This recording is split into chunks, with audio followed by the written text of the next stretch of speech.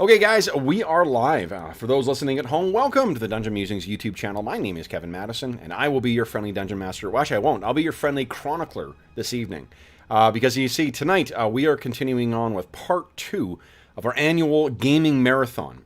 Regular listeners of the channel may remember that once a year, I normally head back to my hometown, and I run a big session for a bunch of my friends who still live there, and you spend the entire day gaming. But unfortunately, because of the current crisis, I have been unable to do that this year. So in lieu of the in-person session, we are running a series of online sessions with some of them. Brent has normally been the host for our gaming sessions, so Brent, I really appreciate you joining us for the virtual one as well. What we're playing tonight is we're going to continue on with the adventure we started earlier this morning, playing six more vodkas. Very cool Degenesis RPG, the post-apocalyptic game. And I got in the link in the description of this video, there's actually a link to the degenesis.com website where you can actually download free copies of all the PDFs that they've published for the game so far. So that includes the complete rule book, all the adventures they've published, and all the source books as well too. So if you enjoy what you see tonight, be sure to click through there and snag yourself some free gaming products. But first, now let's turn to the heroes who will be joining us for tonight, the stars of tonight's Degenesis in Thy Blood Part 2. First up, we've got returning from last night, his maiden voyage with Karina, is Arlen. Hi, I'm Arlen. I'm playing Karina the Anabaptist, who is a big warrior with a big two-handed sword, and I was delayed on the road to arrive, so Karina is kind of a late arrival to the party to deal with the problems that we're facing. Yes. And next up is Jeffrey. Hello, everybody. I'm Jeff, and I'm playing Opiano, the Spitalian Seeker. Nice. And last but not least is the normal host for our annual gaming marathon, Brent. Hey, I am playing Interface the Chronicler, who is lightly armored, but he's got a really cool staff with like a mic at the top of it, or like Gandalf would have a crystal or something, and it allows him to do a sonic attack. Very cool. Singing some cool songs. So the what we've had, right? I mean, people who are coming through from our last session will note that Interface is being played by a different star right now. That is, he is the I don't know. I'm trying to think who's had Becky from Roseanne of our campaign, constantly played by different characters. But what we're going to start with, I think, is with our resident Anabaptist. So this is the map. Oh, did I hit the button? I did. Shit, fuck. Hold on. I really should. Someone had suggested getting rid of the things at the top, the marquee I got all my hotkeys. And I'm like, nah, what do I need that for? Well, clearly because I keep fucking up and hitting the wrong button. Jesus. All right, so let's hear what I was trying to get to here. Hold on. It's Karina, piano. All right, here we go. False start. We're up and running again. Let me bring you to the map of Perger carefully. So, this is the border between Borca and Perger. The region to the north here is controlled by the Helvetics, and the Helvetics are, I can't remember if we discussed this last night, Arlen, but for Brent's edification, the Helvetics are basically the remnants, or the descendants, I should say, from 500 years later, of part of the Swiss kind of elite and the Swiss army that hold up in a stronghold in the Alps, hoping that would allow them to survive the Eschaton, the striking of the asteroids. Turns out they did not escape that unscathed, but they have managed to maintain their hold on the Alps, and as well as the access to a great deal of advanced technology that they had before they went in, including very advanced combat armor, advanced weaponry, and a series of really impressive alpine fortresses. What that means is that the Helvetics can kind of control the passage from elsewhere in ruined Europe to come into Pergare. But as a result of that, Karina, you were held up coming in, and you've been following down the Eden route as you've been making your way back to Lucor. This is the view that you've always had coming into Lucor. If you click on it, it'll open it up. It's something you've traveled quite a few times before, and it's something you've grown used to seeing.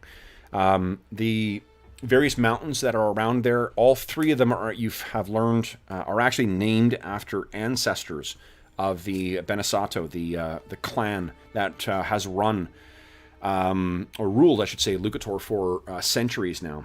The one on the left there is called Andring. To the left of the monastery, the Lucor cloister, is Boreo.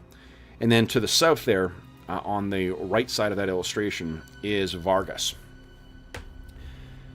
It's a passage as well, too, that it reminds you of the dedication of the Anabaptists, because as you travel along, what you find are a series of like roadside memorials for people who are on pilgrimage to head into Pergare. You find a lot of wooden broken crosses, and the symbol of the Anabaptists is, of course, the I'll show you a veteran here, and you can see around that veteran's throat there, it's a cross with a wheel with one broken quarter in it to reflect the imperfection and the broken nature of humankind in this world of the Demiurge. And the, what do you call it? Yep, there we go. You're seeing many of these as you go along.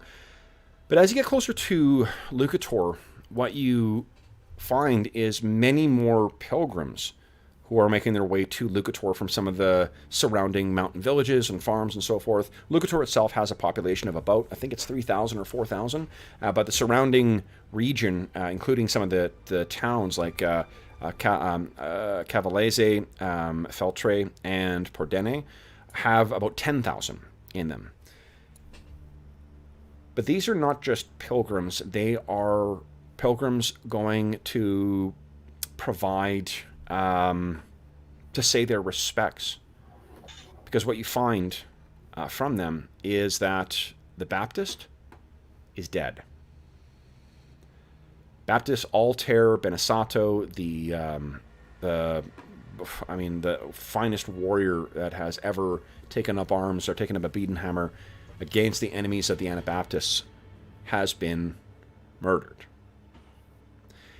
So you have about a day's worth of travel with many of these people who are streaming in, and by late in the day you make your way into Lucor. Tell me a little bit about what is going on in Karina's mind here. How is she taking this this news? Well, there's the kind of right, obviously, since that's a real blow to the Anabaptist cause in general. Yeah. But there's also an element of the kind of like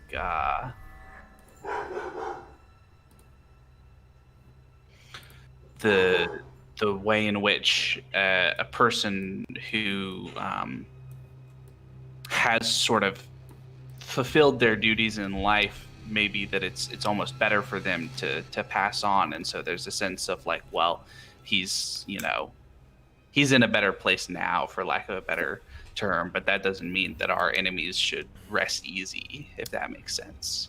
Absolutely. And you certainly have more than your share. Before we went live, I was talking about Bergamo and the White Wolf of Bergamo. Let me just close my office door. Anna's saying hi to our neighbors. Ooh. Bunny, what are you doing?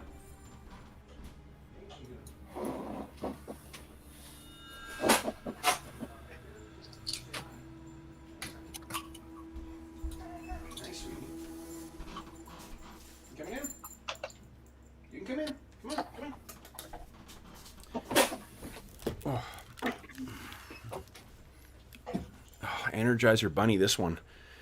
She was dead to the world when we went for our walk earlier. It was so hot, she kept stopping on lawns and lying down. Now she's got plenty of piss and vinegar back. So I mentioned before we went live about Bergamo, which is, you can see down here on the bottom left there, to the east, on the eastern side of the Lombard, or western side of the Lombard Bog.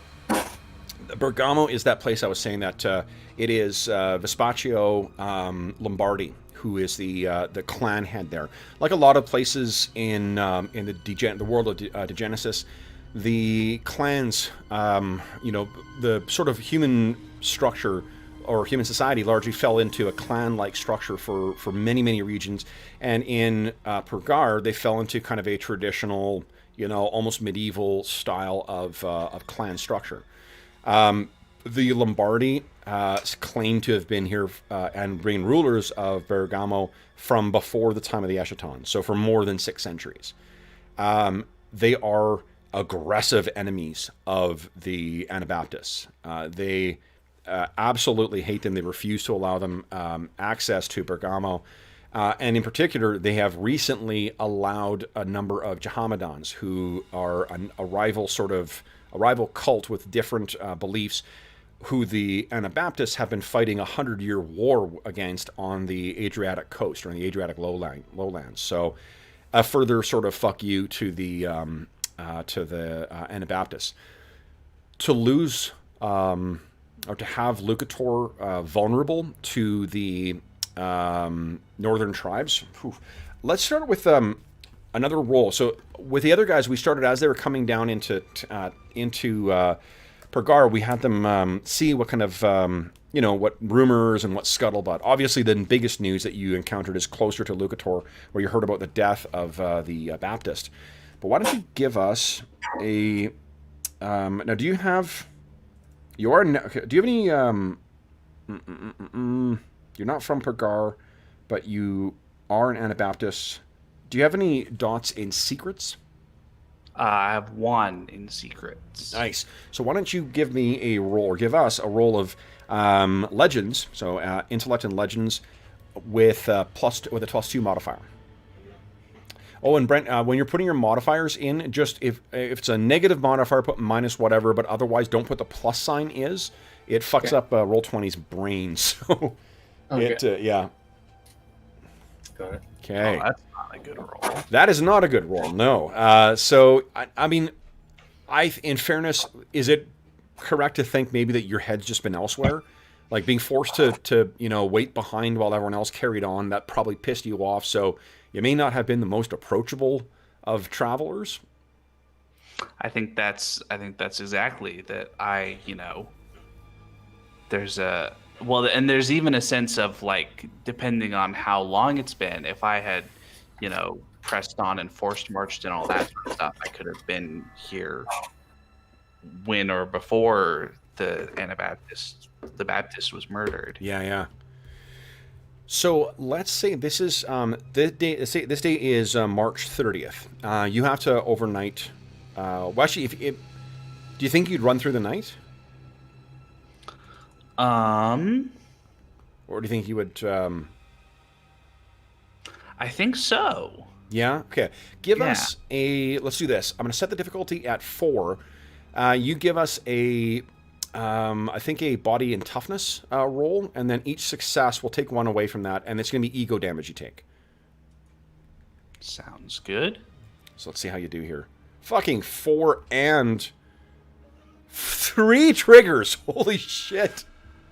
I'm open to hearing what you think the triggers indicate on that.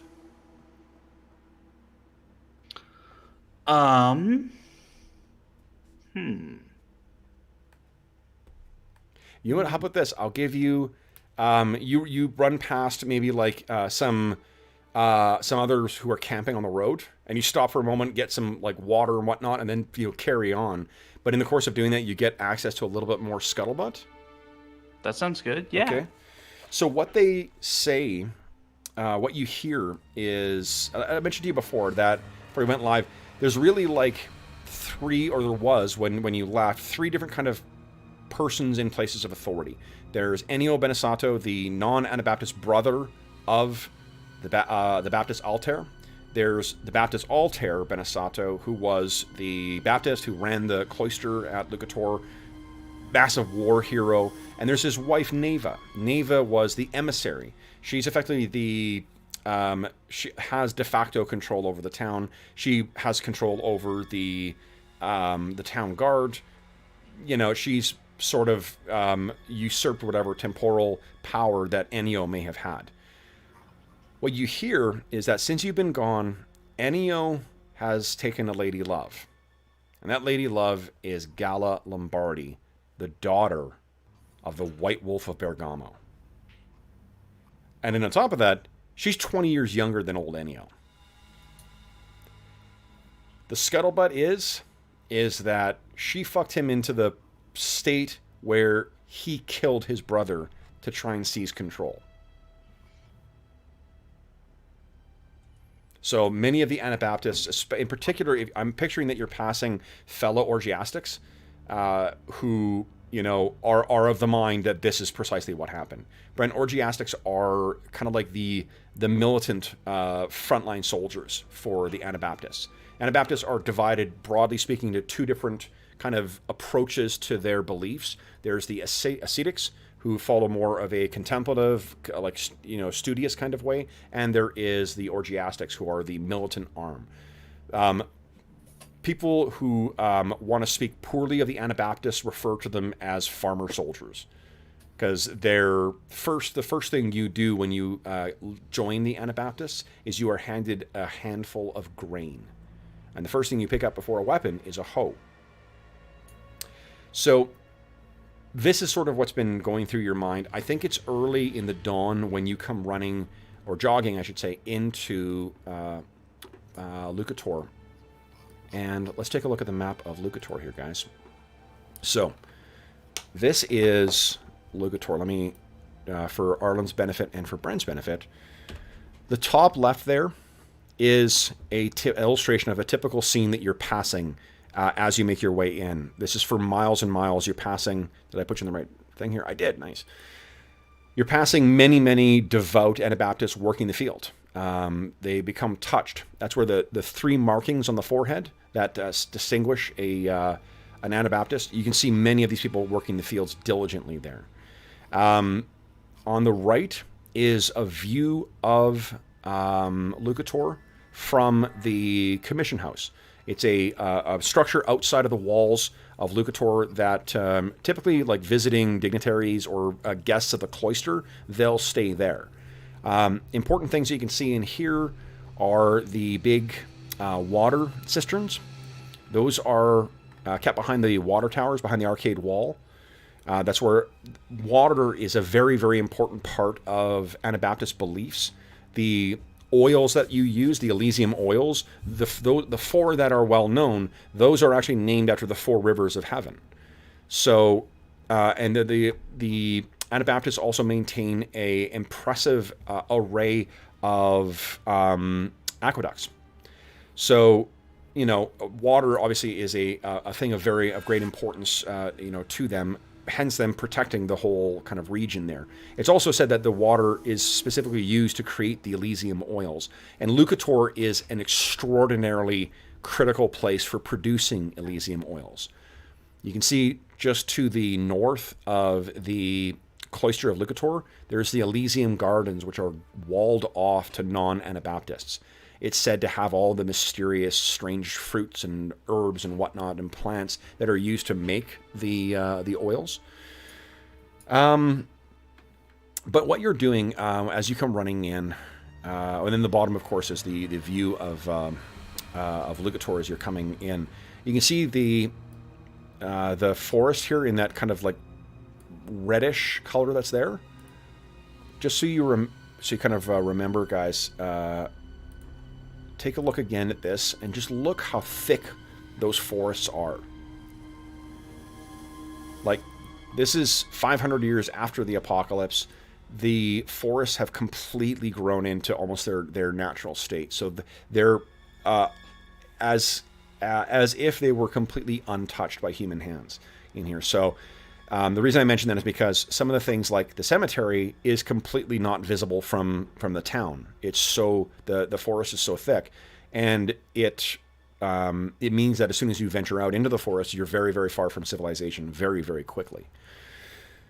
So in this morning, I think Karina, you've been jogging down, and you've been passing many farms as you've been making your way down towards this. You pass on the left side. There's the Viscotti Chapel. It's one of the two main Anabaptist chapels that service around the immediate vicinity of Lucor. And I'm going to say that it's Ulpiano who is out on the balcony. Ulpiano, this is after you had made the expedition to the cemetery. And you're out there, maybe waiting for Interface to rise. Or maybe you have risen and Interface is getting himself ready. And you can see someone jogging down, a pretty large and sturdy form, jogging her way down the Eden route towards this. And you kind of have to close your eyes. It's early enough in the morning where the road is not choked with more of the parishioners or not the martyrs, but the people who are coming in. It's Karina. It's a person who had been assigned to escort you. Karina, why don't you give us a perception roll? Let's see if you happen to spot Ulpiano. Yeah. Where's your mind? Well, I'm probably in that kind of like rhythmic, far off, the thing that happens with joggers where not really paying as much attention as I ought to be to my surroundings, so much as thinking especially about kind of the potential for chaos in Lucor. And it's a little unsettling to have heard about the brother Enio and his potential crimes. For sure, because your experience with Ennio is that he's kind of happy to be a figurehead. Like you've never really known it. He's the buffoonish kind of mayor that that run, or governor that runs Lucor, or runs Lucor. Let me get one more token for you here, Karina. So, Ulpiano, it appears that Karina doesn't recognize you or notice you, at least, as she's running her way down the Eden route. What do you do? We'll yell out to her. Karina! So, you hear this, Karina, and you look over at the commission house, and Ulpiano is standing there. Now, the commission house is normally, like I said, it's normally guests of the cloister that go there. It's a nice place. It's got separate rooms. Normally what you would expect is people would either stay at the Bleeding Ram if they can find a place, and if they can't either afford a room at the Bleeding Ram and they don't have family to stay with, they stay at the Alms House, which is the kind of like the shelter that the Benesato family provides for people visiting Lucor. Why the hell is Ulpiano in there?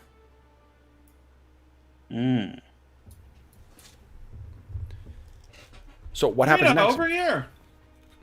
Yes, I'll walk over. You can hear Ulpiano shouting at someone outside. Come on, come up. We're staying here. You're staying here? So the door opens. I'm picturing you kind of running up, and you're sort of shouting up at him from the, from below. The door opens, and someone walks out. And it's, I think, someone, you can tell me if you know her. This is Dana. Dana is a Balkan woman who was an orphan, who was brought here, and who runs maintains the commission house for the cloister, or for the town. Do you think you guys would have known each other, or? I've probably heard the name before.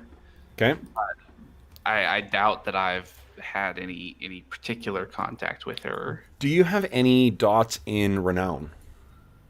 I have 1 dot in renown. Okay, so I think she's heard of you, though. She comes out and she looks at you and she says, Karina?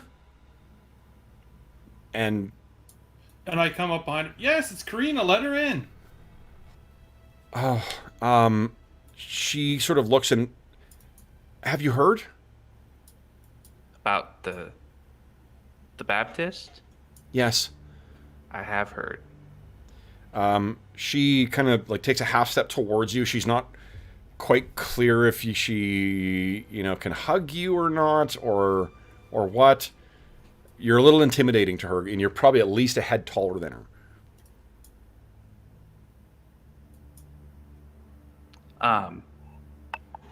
It's it's a terrible thing to have happened. I understand that everyone is in a difficult place now. Indeed, they buried him already. They did. Yes. The night after. And Karina, do you have any dots and secrets? I have one in secrets. So not only is that unusual, I mean, for when a major religious leader dies of almost any persuasion, or denomination, I should say, you generally want to have an opportunity for the faithful to be able to see the body and say their whatever their final words or whatever they need to do to pay homage to this this holy person. That's no different for the Anabaptists necessarily. It's you would expect them to lie in state for a period and allow people to come in. So that's a little weird. When you're brought in and told about the particulars of the funeral, it's even more unusual because the heads of the Benesato house or clan, there's a very specific way that the leaders are laid to rest, including like carving a stone stela and laying them to rest with their horse, and it's a big, ordeal. Old Piano, what did you learn? Or what did you want to... Let's do this. Why don't we back up and let Old Piano fill you in with what you've experienced since you came here. Karina, it's so good to see you. I'm glad you've made it. Yeah, there was a while there. I was, worried you might get too far away, Alpiano. Well, so much has gone on in one day. 2 days. Or 2 days. Yeah. First, as you've heard, Altair was murdered. There's much to tell. Come, and I'll take her away from Dana at some point. Okay. Because I'm not going to tell her about all of the stuff that we've discovered. Okay. Until it's private, but... So you walk, you have a chance to sort of take a step away. So first we let her tell her version, like all the things she wants to say to Karina, and you can just see like Ulpiano's face behind her is like, I got so much more to tell you about all the little points of the story that... The gist of what Dana tells you is that he was murdered, that the body was buried very quickly, and that they have not caught the murderer. The murderer is still at large. Abacus, basically the highest ranking ascetic. This is Abacus here. He spoke at the day after Altair was murdered, and he established a bunch of rules. Established 7 days of mourning, and a bunch of other rules like people not being allowed to leave, businesses would be shut down, and no preachers in the streets. She tells you as well that flayers arrived, and they began talking. Now, you are familiar enough with flayers. Flayers are basically like extreme flagellants who flay themselves, and in these difficult times, people find, if they buy in with the holiness of the flayers, they buy all in. Like, they'll dab up the blood that is flecked from their scourges and keep it as a treasured, holy keepsake for their family. And there's someone who calls himself Sirocco the Sinner.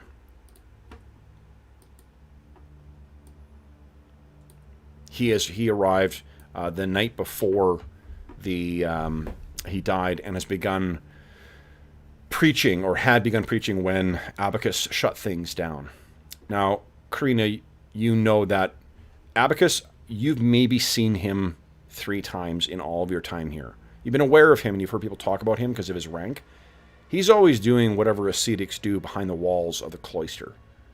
You sometimes see him going to his home that's near the graveyard, but certainly not in a administrative role like what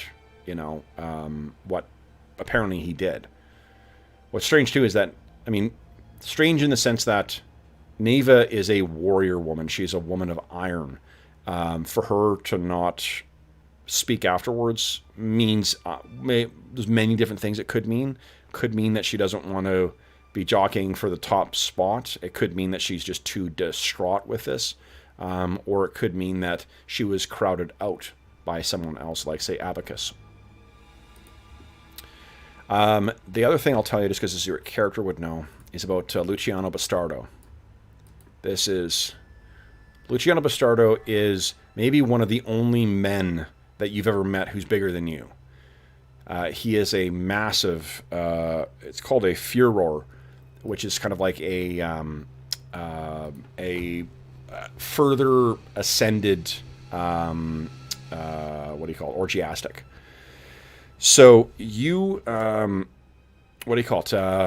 he has apparently been, like, him and the group of the town watch that's under his command have been kicking down doors and interrogating. They even came and spoke to Ulpiano and Interface to investigate them, but they've still found nothing. The other thing about Luciano Bastardo, he is the adopted son of Altair. He's also, like, his name is Luciano Bastardo because he doesn't know his father.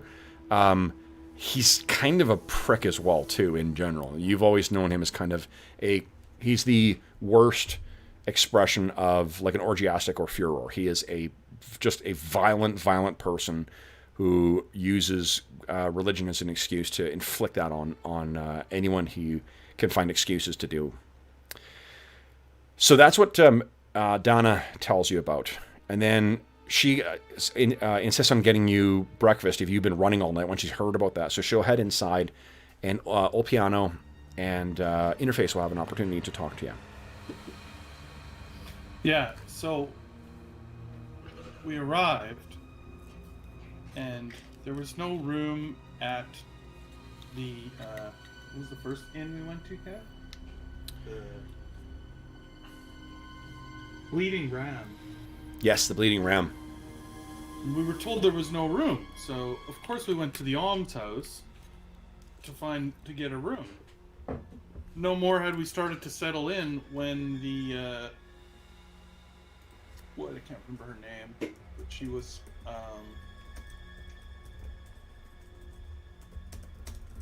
what's the name of the family that runs the city?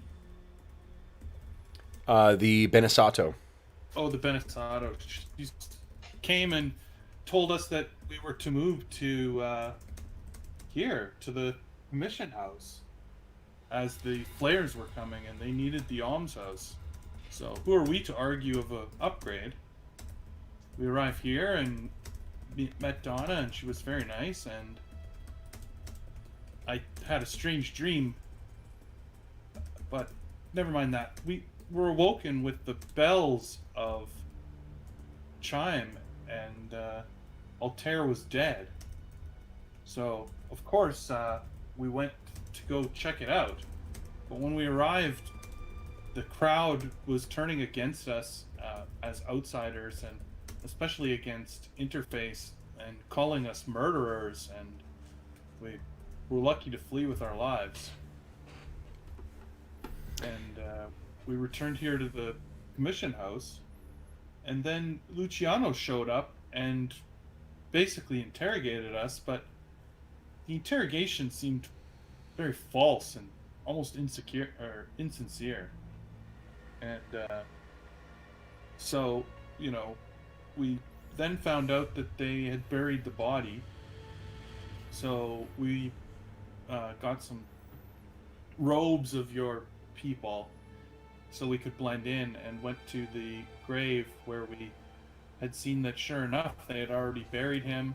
And then Abacus announced all these strange rules. Instead of a grand funeral, they've put the city on lockdown, and the water towers are off limits, which was where he was murdered, and we don't know why they would do that. And I know that Carmino would have sent someone to do some kind of a medical examination of the body to help find the killers, but no one has arrived. And so we decided we'd go up there last night and excavate Altair so that we could at least do what should be done. But when we began to examine his grave, we found that they had placed the largest boulder that I've ever seen. And if he's in that grave, he is crushed completely. So someone has gone to great lengths to hide any evidence of what happened to poor Altair. And also, Interface and I ran into another chronicler here in the city.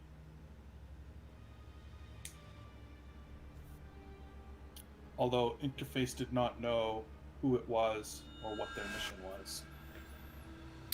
Yeah, and I think like Arden, we I can't remember if I told you the particulars of that story before we started, but Brent, you would have missed this. Where you guys encountered this was on the.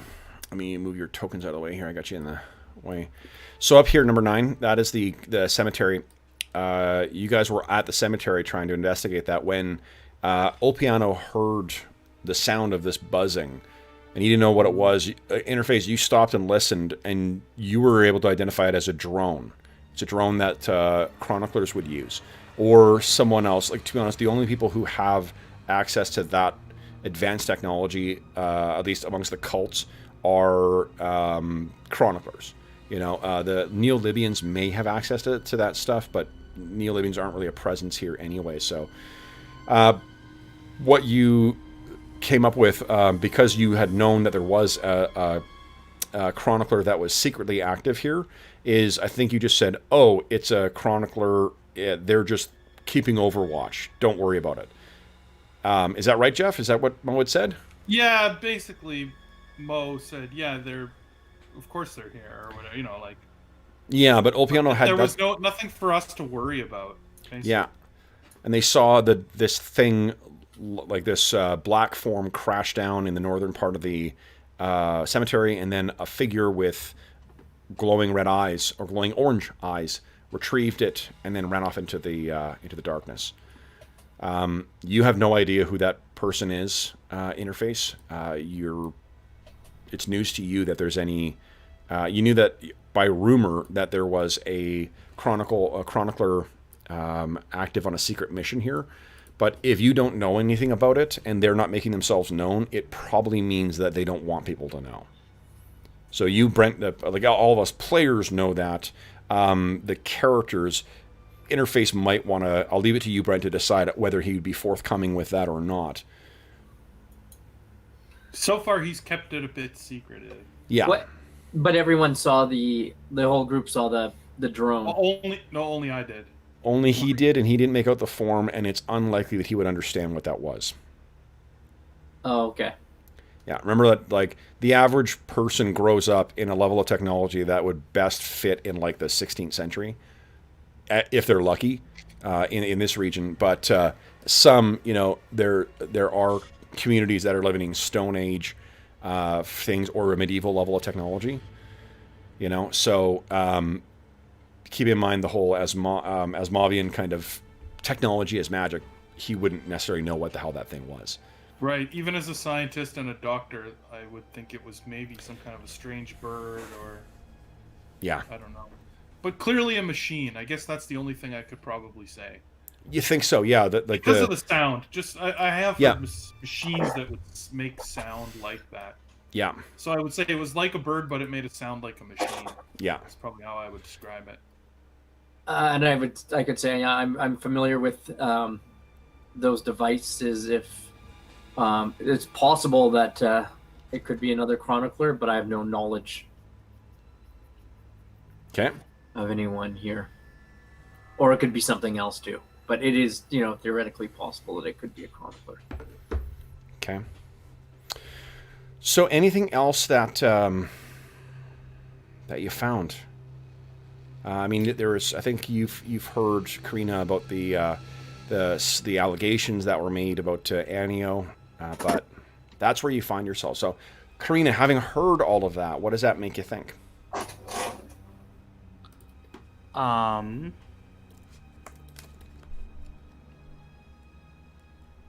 Sounds kind of like there's some sort of a fair bit of stuff behind the scenes going on that we're not aware of yet, but that would have had to been orchestrated by someone, right? The murder itself, but also the boulder thing with the body would require someone and having some access to.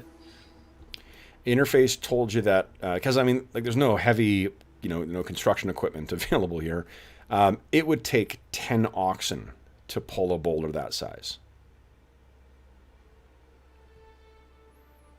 As a refresher to this is more for Brent's benefit, but like, this is not a world of magic and whatever. The psychonauts are capable of things that are unfathomable, but they are inimical. They are just utterly opposed to mankind. They are utterly destructive and evil, and they cannot be warped or controlled. So there is in the wilds of Purgar, there are these terrifying things called psychokinetics, but they are not. It's not something you could use your power of reliable kind of way. One thing I mentioned to the other guys, yesterday, Brent, is that like this setting, I get the feel that this is much more of a science fiction setting in a sense that it is more about the characters and their beliefs and their interests. It's about us, about mankind, I guess, more so than it is like a story or an epic, tale or whatnot. It's definitely got elements of that as well too, but it doesn't have the kind of, your character is about who they are and what they believe more so than what cool shit they can do. Okay. And I'm getting from the background, there's everything from societies living in Stone Age to highly advanced people in power armor and stuff coexisting. Well, it's not power armor in the sense of like rifts. Like, it's not. I meant more like high, like 21st century level. Like there's exactly, and the Stone Age, and they're all sort of sharing the same continent together. Exactly. Yeah. Exactly. And and all the things that come with a post-apocalyptic world of scarcity in particular, all that shit is still very real here too. You count your bullets, you watch your energy levels and things like that. You have the advantage of being from a fairly wealthy thing, but like the Anabaptists may never pick up a firearm in their entire life. Because it's just not. It's either too expensive or too unreliable, or taking out people with bullets that cost more than a week's wages each. It's just not worth it. There's better ways to kill people. So, but anyway, so this is a lot for Karina to take in, obviously, and this has been a matter of, they arrived on the night of the 27th, the 28th is when he was murdered, and they spent the last 2 days sort of, dealing with the immediate aftermath. And the other thing that Olpiano would add is that I'm afraid it seems to us as though at least some of your people are involved. As the things like the burial being rushed and the boulder being placed on his body would have required at least the participation of some within the Anabaptist organization. So as well too, Karina, that there's always been a tension between the ascetics and the orgiastics, and those two sort of branches of the church, and that definitely comes. It's Baptist Altair is definitely of the more militaristic bent, but it's also this place. The reason this place is so well known is because of the oils, and that's because of the ascetics. I'm not sure at the rank that your character is at that you necessarily felt that. Maybe a little bit of antagonism, towards the farmers. But I mean, that's not necessarily true either. Your character, depending on how devout she is, she could very well see it as like, no, they have their rules, we have our rules. So, don't be an asshole about it. But, so this is the morning of March 30th, 2595. You guys are getting yourselves up and ready. But the town is the edicts that Abacus announced were as follows: no one may enter the cloister or pray in the great chapel, which is unusual. This may be the first time that's ever happened that you're aware of. No one may leave Lucor without permission from the city guard. Also unusual, but maybe not unexpected given the developments. No audience with the governor or with the emissary.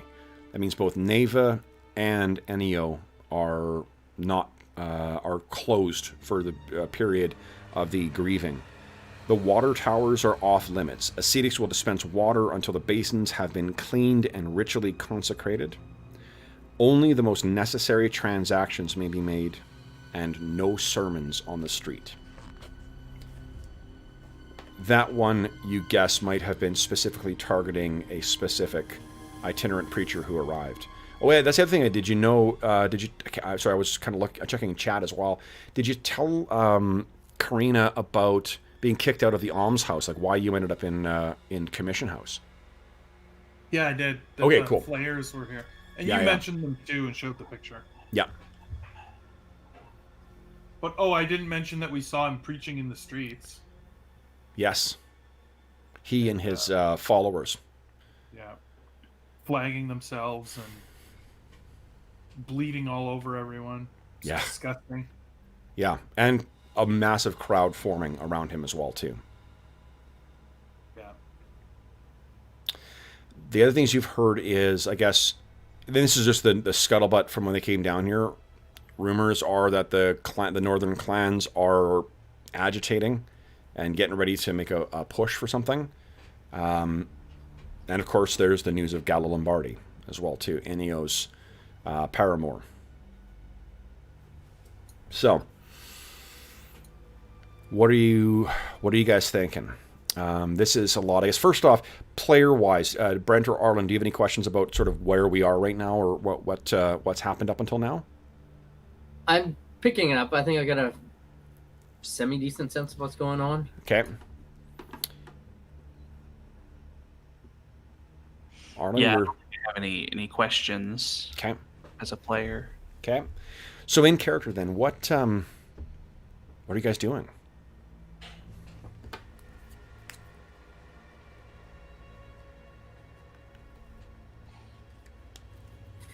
I would tell how's it? A piano that I'd be, if he wanted, I would go to the source where he saw the mechanical bird crash with him. Yeah. Oh, okay. In the cemetery, you mean? Yeah, it sounds like from my gathering, it sounds like the town is pretty much on lockdown here, right? Very much so. Across so from where you guys are at the Commission House, right across there is the Exchange. The Exchange is kind of the foreigners market, or for small small merchants who don't have a big enough shop or a big enough set of wares to be active in the market square outside of Benesato House or House Benesato. So that is still not like bustling the way it has been, but a lot of the pilgrims who don't have anywhere else to go are picking up stuff from there and sort of camping or trying to stay around that region. This is now this morning you're seeing even more people just littering, in tents or lean-tos, or even just like sleeping again, like leaning against each other. But it is again drizzling today too, so it's another miserable, overcast, wet day.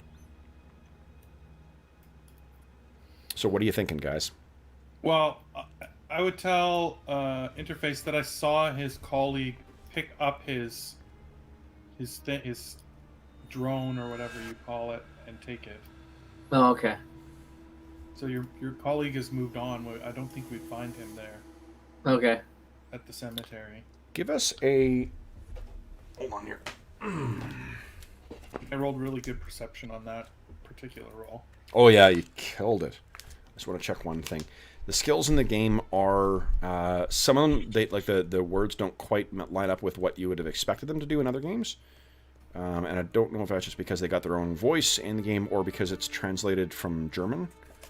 Or it was, I shouldn't say that. It was written in German at this parallel to when it was written in English. I don't know which one was written first or at the same time. Anyone got any points in survival? I've got 1. Give me a survival check, please. And I have 1 as well. Yeah, so both you guys can. Survival and instinct. Holy shit, Karina. Holy shit, El Piano. Good lord. Who rolled more? 1. So, geez, 1 trigger from each of you. Jesus. So here, well, you know what, guys? Let's the way that you work the cooperative rolls in this is we count your triggers. So if you're successful, we count your triggers. So why don't one of you roll an extra d6? Let's see if you can squeeze one more success out of that, or even a trigger. I don't care which, because you guys have got the same result.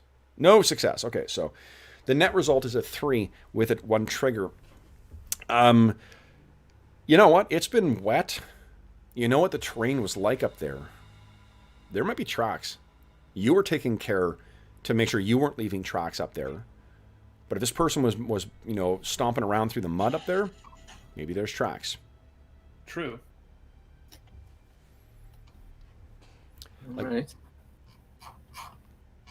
Are you interested in tracking down your colleague? Sure.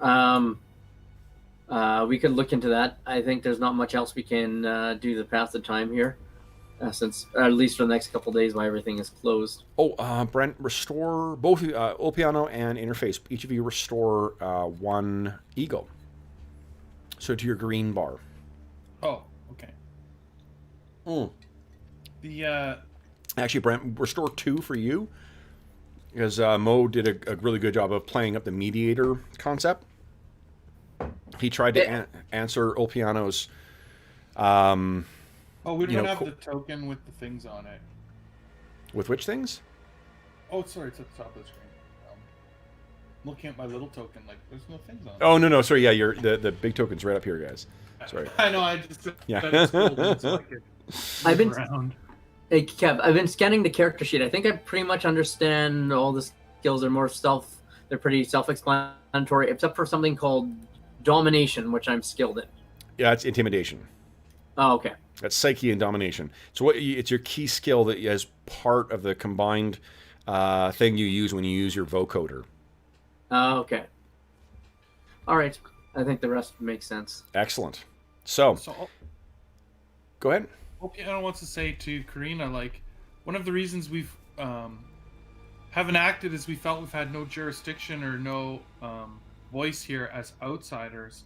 But since you are one of the more important Anabaptist, what are they called per thing? It is the orgiastic. Yeah, the orgiastic. You must have some voice here to find out what's going on.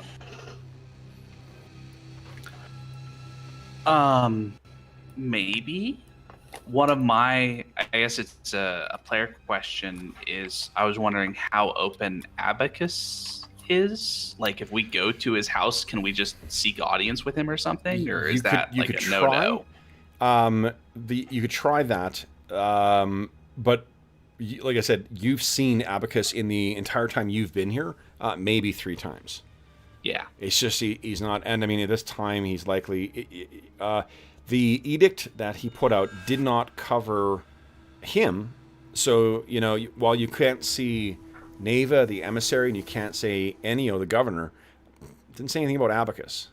That's... Yeah. Some good thinking. A letter of the law, not the spirit. The other thing that may play a factor here is you are a Balkan. You are not a Pergarn. And while the Anabaptists and Benesato, generally speaking, all are completely one and the same in coterminous. The idea that you're not part of the Benesato may be an excuse for people to be like, no, you're not really one of us. You know, even not even that, but you're not even a Pergara. Or Pergaran, I should say. So, might still be treated. I mean, you're definitely an Anabaptist, and your renown, it tells me that you're well respected in the Anabaptist too, so it really depends on what the person you're dealing with, what they value more. The other thing too, we mentioned from the last session that I forgot about when I was rewatching it today is, remember I mentioned the reputation thing. When people found out that you, Olpiano, had been trained by Carmino, they said, "Oh my God! Like you were trained by the Baptists Spitalion. You're amazing." So, in light of him dying, that's gone now. So Anabaptists are no longer seeing you necessarily as favorable, and it's not because they don't have any ill feelings towards him. It's the constant reminder that the Baptist is dead. It probably doesn't help you to bring that up. Right. Not a good idea anymore. Yeah. It won't hurt you necessarily, but it won't benefit you any longer. So, what is the plan here, guys? We got a couple different plans. I mean, or a couple different ideas. What other questions do you want to deal with? You can't, you really can't go to anything but the most necessary of services right now. So you're limited in, I guess, what you can do. But did you say the water towers is where Altair was actually murdered? Yes. And they're closed off right now. They're closed off right now. They're not letting us in there. Yeah. Mm-hmm. They're closed for the grieving period. Which is suspicious to me anyway. It's all been very suspicious. Closed for the evidence covering up period. Yeah. So, Karina is finally, Dana comes out and insists that you guys come in, that Karina has some food, gives a chance to wash up, wash the mess of the road off of herself. But what are you guys going to do today? Well, we could look for those tracks. I mean, just as there's not much else we can do today because everything's closed. Either we'd have to covertly do something, or I think that's but the only thing I can think of that we could overtly do. But I'm open to suggestions. I'm just tossing that out there. Yeah, and I'm good to try that out. If Karina's not feeling confident about questioning her people, then I think we should look other routes. Yeah, I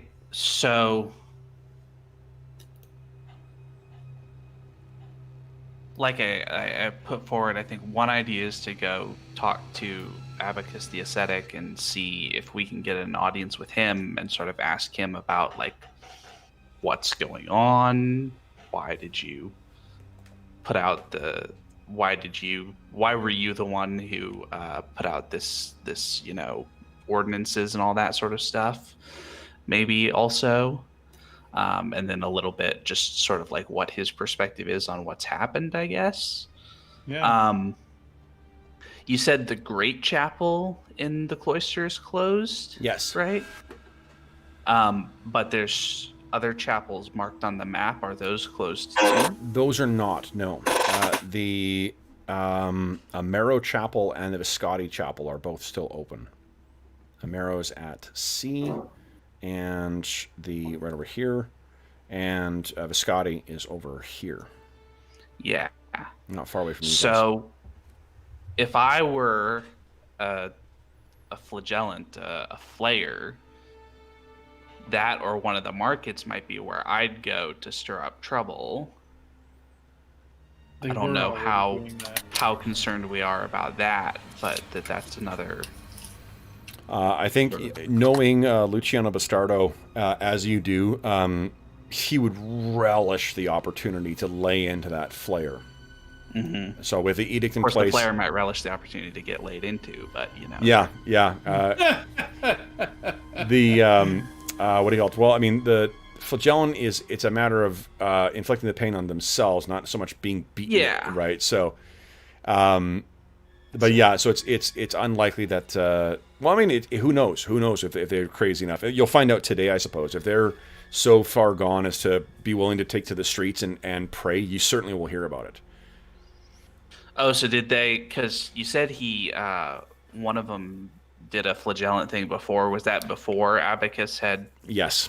put out the ordinance? Okay. Yeah, like the day after he died, that's when Sirocco the Sirocco the Sinner showed up in Market Square. So it's probably not a coincidence that Abacus put a moratorium on street sermons until after the grieving period. Right. That rule was the only one that seemed to make sense. Yeah. So, you finish while washing yourself, Karina. You finish breaking your fast. What are you guys doing next?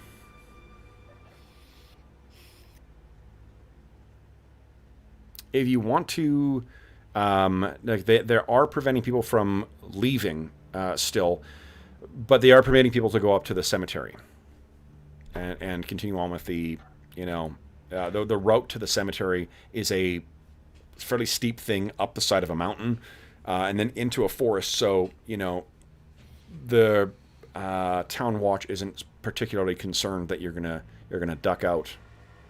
So you are free to do that. The cloister itself is closed. You may be able to catch Abacus. What you could do too, Karina, if you want to ask around and find out like what the deal is with Abacus right now, you could try and find out where you might be able to meet him. Because again, if it holds true to where he was before and he's constantly in the cloister, you aren't going to be able to gain access to him. Yeah. Though normally he's not, he's not there. Or normally he doesn't ever come out and pronounce edicts and stuff like that. So who knows where he might be right now. Well, why don't we go check the tracks this morning before they're gone, and then come back and speak to Abacus after. Sounds good to me. Yeah, that works. Okay. So you guys pass through town, and it's not as active as you've seen in past days. There are definitely a lot of touched, so like the initiates into the faith of the Anabaptists who are lurking around, but no one is making a fuss. They're sort of going about their business, getting breakfast and whatnot, speaking in small groups to each other, but not in a like services kind of way. You seem to be beating the rush to get out to the cemetery, if that's your plan. And you guys are able to pass through the gates quite without any kind of difficulty. And the fact that Olpiano and Interface, you're accompanied by Karina, who is taller than both of you, I think it softens some of the hard looks that you've been getting. Karina, give me an empathy check, please. I'll give you +1 dice to that as well, too. It's because you're familiar with the people here. So I think you're just not aware that there are, what Olpiano said about the people being hostile towards them. You're just not picking up on that right now. Why do you think that is? I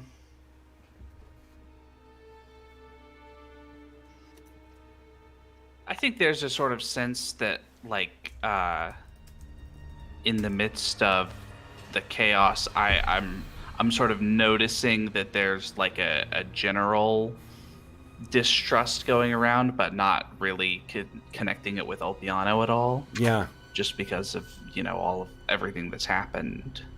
Yeah. So you guys make it out the far side, and you make your way up towards the cemetery. You pass by Abacus's house to the right there. It's at number 9, right here. And as you're making your way past it, you kind of spare a look over, Karina, to see if anyone is active in there. It doesn't appear that anyone's active or home right now. If he was in there, he's either not risen yet, or he's risen and gone on with his day. You make your way into the cemetery, and the cemetery is accessible through a small gate in the woods. And here the ancestors of House Benesato lie buried next to the Anabaptists who died in the war or of old age. The Benesato family tree is engraved into a stone stela next to the main path. It dates back 7 generations. Small crypts line the way, directing the visitor's gaze to roughly hewn sarcophagi in which the furors and other great fighters are laid to rest. And the cast iron broken cross is ubiquitous here. And that's what makes it all the more shocking when you reach what you're told is the Baptist's grave, Karina, because you would think this was a farmer's grave. There's no grandeur to it. You'd heard them tell you this before, but being here now, knowing the accomplishments of the Baptist, knowing the legacy of his family and his place as the head of the family, this feels very inadequate. So, Olpiano and Interface, you guys are continuing on to the north, and you kind of spare a look back, and you realize that Karina's not following you. Karina, what do you do? I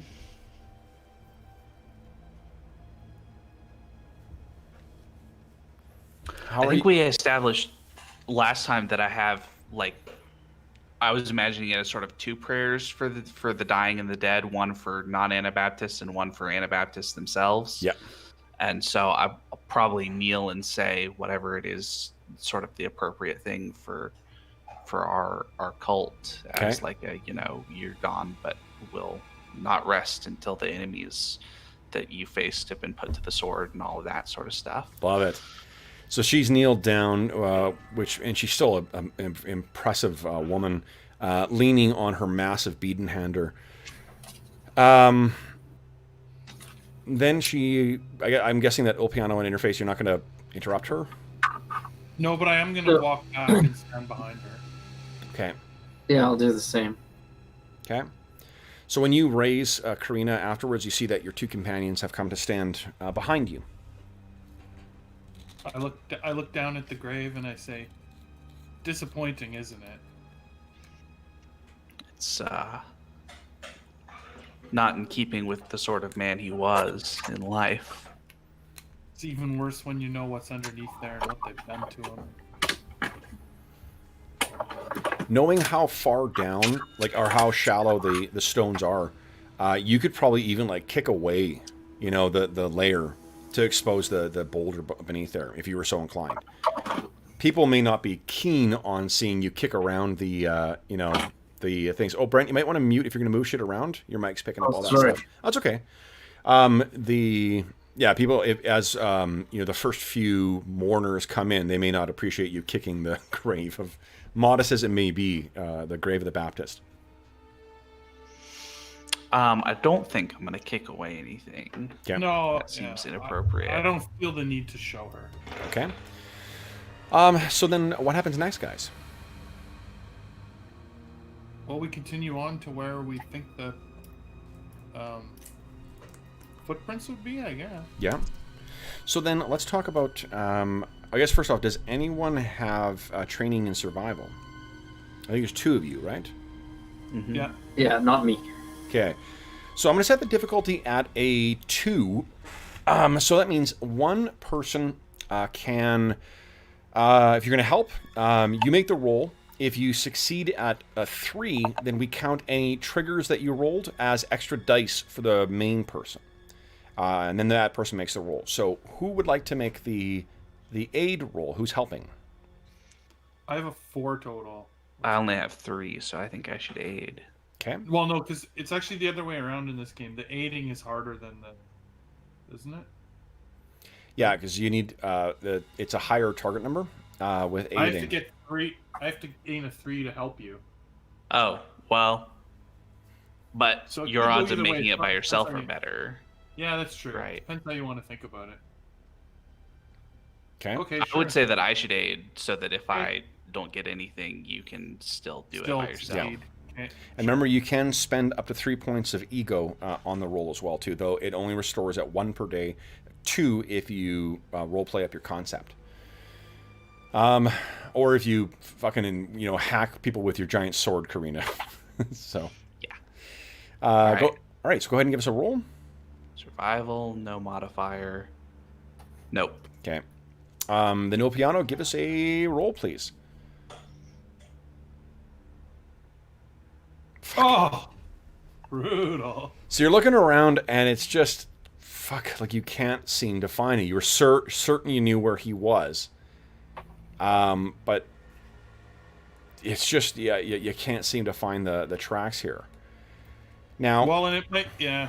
I mean, it's hard to follow something out of the sky to the ground and then figure out where on the ground that is. absolutely. And you saw the guy in the dark, and you don't necessarily have a specific recollection of where you were when you saw him, or that would be difficult to do, because you hadn't actually reached the grave when you saw it, too. Yeah. So it's understandable. Now, if circumstances change, you guys can roll again. But until the circumstances change, I'm not going to let you roll. So you're looking around and just, God, like it's tough to, you simply can't find it here. But you know how thick these forests are. So because I hate the idea that you hit up against a wall on this. What if you tried a different approach to this? I'm not going to let you re-roll this, but what thing? I mean, I know you're quite good at orienteering, for instance, Il Piano. Oh, so what if I went back and tried to recreate our path? Because I know I did get a really good roll on that as well. Yeah, or even, like, you managed to sort of forge your way through a path. Maybe there's a path you could find. If you thought of it of, like, how would you make your way through these backwoods? Maybe you can pick up his trail again. Right. Maybe there's an actual path. Mm-hmm. If the drone crashed, it's possible that parts may have broken off or something like that. If I have a general idea, I could keep an eye open. Well, you didn't see it crash. Right. He described something going to the ground and crashing. That's not necessarily what Happened, right? exactly. That might just be how it lands. That also may be just what he saw, right? Right. Okay. But you could look for that as well too. So why don't you give me, Brent, give me a perception check. All right. That seems like a searching kind of thing. While they were looking for tracks, you're looking around for that drone crash. Maybe you'll roll some triggers, and you might be able to get some extra dice here. Hey, look at that! So what I can tell you is you rolled 1 trigger, but you don't find any evidence of the crashes. But and you're sort of trying to, I think, you may be looking at like mid to low hanging branches and see if anything's broken, right? Because that's how it would kind of come down. You do find a bunch of broken branches, but there's no trash. There's no other things. You yourself can't really tell whether the uneven surface of the mud here are tracks or not. Maybe if you called the guys over. Yeah, I think I'll do that. Hey guys, look, I found some branches here that are broken. It's possible that if it fell or came down from the sky and hit a tree, it would knock off the branches. But tracking is really not my thing. Can you guys make anything out here? Sure. Sounds to me like new circumstances. So It's worth a try. mm-hmm. You guys want to repeat of the same? Are you going to try and assist again, Karina? Sure. Why don't I try and assist? Okay. Nope. Nope. Okay. Il Piano, it's all down to you. Nice. How many triggers? 1 trigger. So what you find is definitely there are tracks leading away here. And I think with you've already opened the door interface for Il Piano to know that it's potentially another chronicler out there.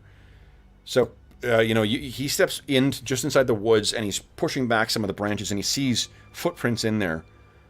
And Il Piano, what I'll give you for your trigger is you kind of look back at interface. You step forward and kind of like just not to touch his suit, but you sort of like gesture for him to move back. He takes a couple steps back and you look down at his tracks, Mm. and you look at the ones that you're following, the tread is very, very similar.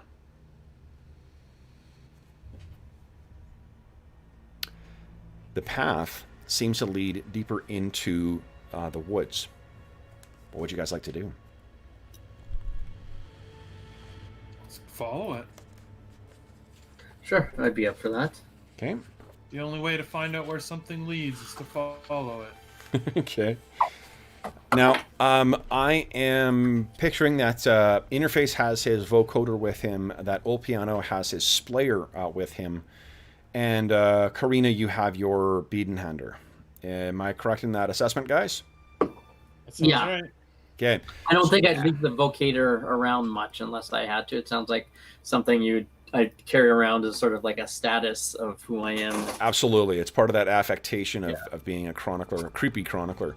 You can decide what your voice sounds like as well, too. You can be like Darth Vader-y. It can be, more digitized, whatever you like. Okay. One thing I'll point out as well, too, for you, Brent, is the splayer that we're talking about here is... Here we go. Ulpiano is here. Oops. That is... See that staff on the end there? If you click on the thing, it'll make it big. Yeah. The jar at the end has what looks like a fleshy mollusk in it. And what it is engineered to do is when it's in the presence of spores or psychonauts, it begins to grow agitated. From just trembling and moving in it when it's... when it is a low spore corruption, to slamming itself against the inside of the jar when in the presence of a psychonaut. Okay, so it's like a protection mechanism. Cool. Yeah. So, you guys, who is taking point here? Kev, is it actually a living organism It is. inside there? Okay. Yeah. It's in a nutrient bath that is fueled with the power of the splayer, though, so you don't need to... you can actually take it out and replace it with different things. You can replace it with a top that has a light that goes on, that gives off light, like a torch kind of thing. And there's another one as well, too, in the core rulebook, and I think they add a couple new ones in artifacts as well. So there's a couple cool modular things you can do on the end. Jeff, do you have a flamethrower? Kind of. Okay. It's a fungicide rifle. It can dispense napalm, or an equivalent of napalm, but it also has... he's got a big canister that has a, weapons-grade narcotic in it as well. Interesting.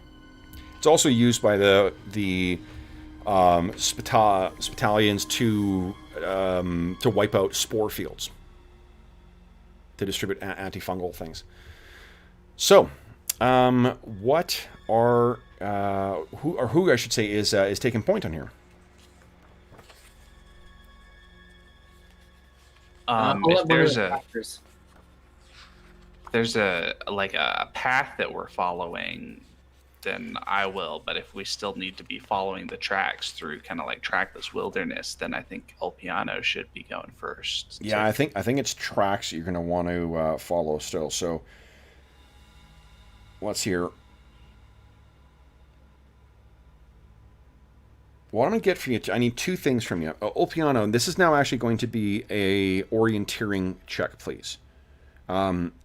If anyone, I can't remember, Karina, do you have any points in orienteering? I do not. Okay. Interface, you don't either, do you? No. Okay, so Ulpiano, why don't you give me an orienteering roll here. And then I need everyone to go ahead and give me a perception roll afterwards. Oh. Oof. Okay.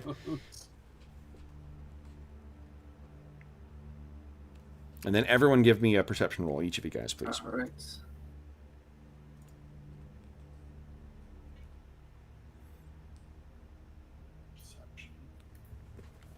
All right. Wow, good stuff. But not quite good enough. Some good triggers in there. All right, so from what you said, Ulpiano, you're the one who is walking up front. So you're following along. The trail seems to lead to the north and then to the west that sort of direction, deeper into the forest and further up the slope, leading towards the sort of the bow between where Borea and Andring are, the two peaks in the north. And as you're walking along, you stumble on something and you hear this like rattling sound, like of something. And this is after you guys have been traveling for about maybe a little more than half an hour. And you're walking along Olpiano. You found what looks like kind of a rough trail, but you hit this point and you hear this rattling. And so you look down to see that something, your foot has caught on something. It's a tripwire.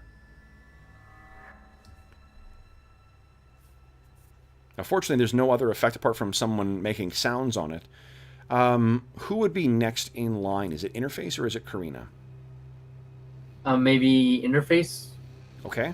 Keeping an eye out to see if I don't know, see anything that looks like from my order or anything like that. Yeah, so you see this, the rattling, and you hear this. It's as if when he stumbled on this, something was triggered that caused some noise. And you look down and see it's a tripwire that he's walked into. But it's not something that like triggers a trap or anything like that. It's simply something that provides a warning.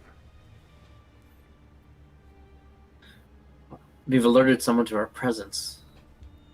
Now, what you could do, Interface, I'm sorry because the game not relies on, but like gives so many good opportunities to use non-combat skills. I'm going to just kind of remind opportunities to do this. I won't keep doing this, but you could, Brent, say, use engineering to try and figure out who would have built this kind of trap. Oh, okay. Sure. Thanks for the suggestion. I wouldn't have thought of that. No, it's okay. Yeah, okay. I would, I'll give that a whirl. Yeah, the game isn't expressly a narrative game, but it definitely, the way the adventures are written and the way they encourage you to use the skills, it definitely feels like that. Without indulging in too much, like, I don't know, like foo-for-raw of that Storm Story games have. Okay, that's good enough. And how many? And one trigger. Nice. So what you can tell, this thing is incredibly crude. There is absolutely no way that a chronicler built this. And you would even go so far to say that a scrapper would not have built something this crude. Wow. Yeah, this is like... Well, scrappers, as much as they are, they do crawl through dirty holes and stuff like that, they are devilishly creative. And if you want anyone to get, kludged together technology to work for you, scrapper's a really good option if you can't, you can't afford a chronicler. But this is something even more primitive. The materials... Yeah. And what this is basically, it's attached to like a little box that's got some loose bits of metal in it. It's the simplest way of trying to give warning. I wonder if it's someone who... Do you remember what else you found right at the end of last session too, Olpiano? Or it was actually Interface who found it, but you saw that as well. Oh yeah, that like I don't even know what to describe it. Like a mobile, like hanging shreds with mirrors and other reflective surfaces kind of weaved into it. Interface, you had heard on the way down like that people have been finding these weird things in the forest. Interesting. That's probably another reason to go into the forest. I'm sort of intrigued by these little devices. For sure, yeah. So while you have managed to discover to discover this warning thing, you have not been able to follow his track. You've been kind of following the general direction, hoping that you'd pick up another sign, but you have not found it so far. What you guys could do is you could maybe try another... Tripwire is a sign in a way. Yeah, definitely. That we're on the right path, or the right general direction. I mean, what else? But we need a more specific thing, yeah. Why don't we search the area? If someone put a trap, there's got to be something nearby. A little tin, little can full of little metal is not gonna in a forest make sound for super far around. There's got to be something relatively close by that would hear it, or was something relatively close by if they wanted it here. Right. So what are you doing? Let's take a look for where the box is. Is there any? Can we find tracks around where the box itself is, or any broken branches, or? Where that the little box where? Yeah, like off the path, because about the little noise box would be off the path somewhere. Yeah, sure. So why don't you? Now this is it's gonna be a tricky roll, but you could use survival again to try and make out the tracks in there. So who would like? And as a reminder too, you can feel free to spend up to 3 points of ego on any roll if you so choose. Not that I'm trying to get you to blow through ego. It does also count as your like stun hit points in a way. So who would like to look here?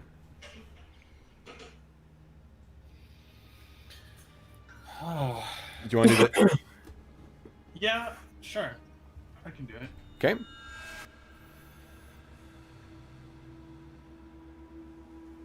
What's the roll? It is survival, please. Oh, it's Yeah. Ooh. 2. 2 with a... Yeah, with a trigger. Unfortunately, that's not... there's faint tracks in here, but it looks like it was... it's got to be maybe a week old. So that it's just over time, it's with the constant, drizzle that's been coming down. It just hasn't been, it's not good enough. But you do seem to find yourself on a path now. Now there's traps, or at least like tripwires along here. This one didn't cause any trouble, but primitive tribes or primitive clans that can be found lurking in different places or roving. Certainly in southern Franca, there's some really fucking awful stuff that use some devilishly clever and dangerous traps.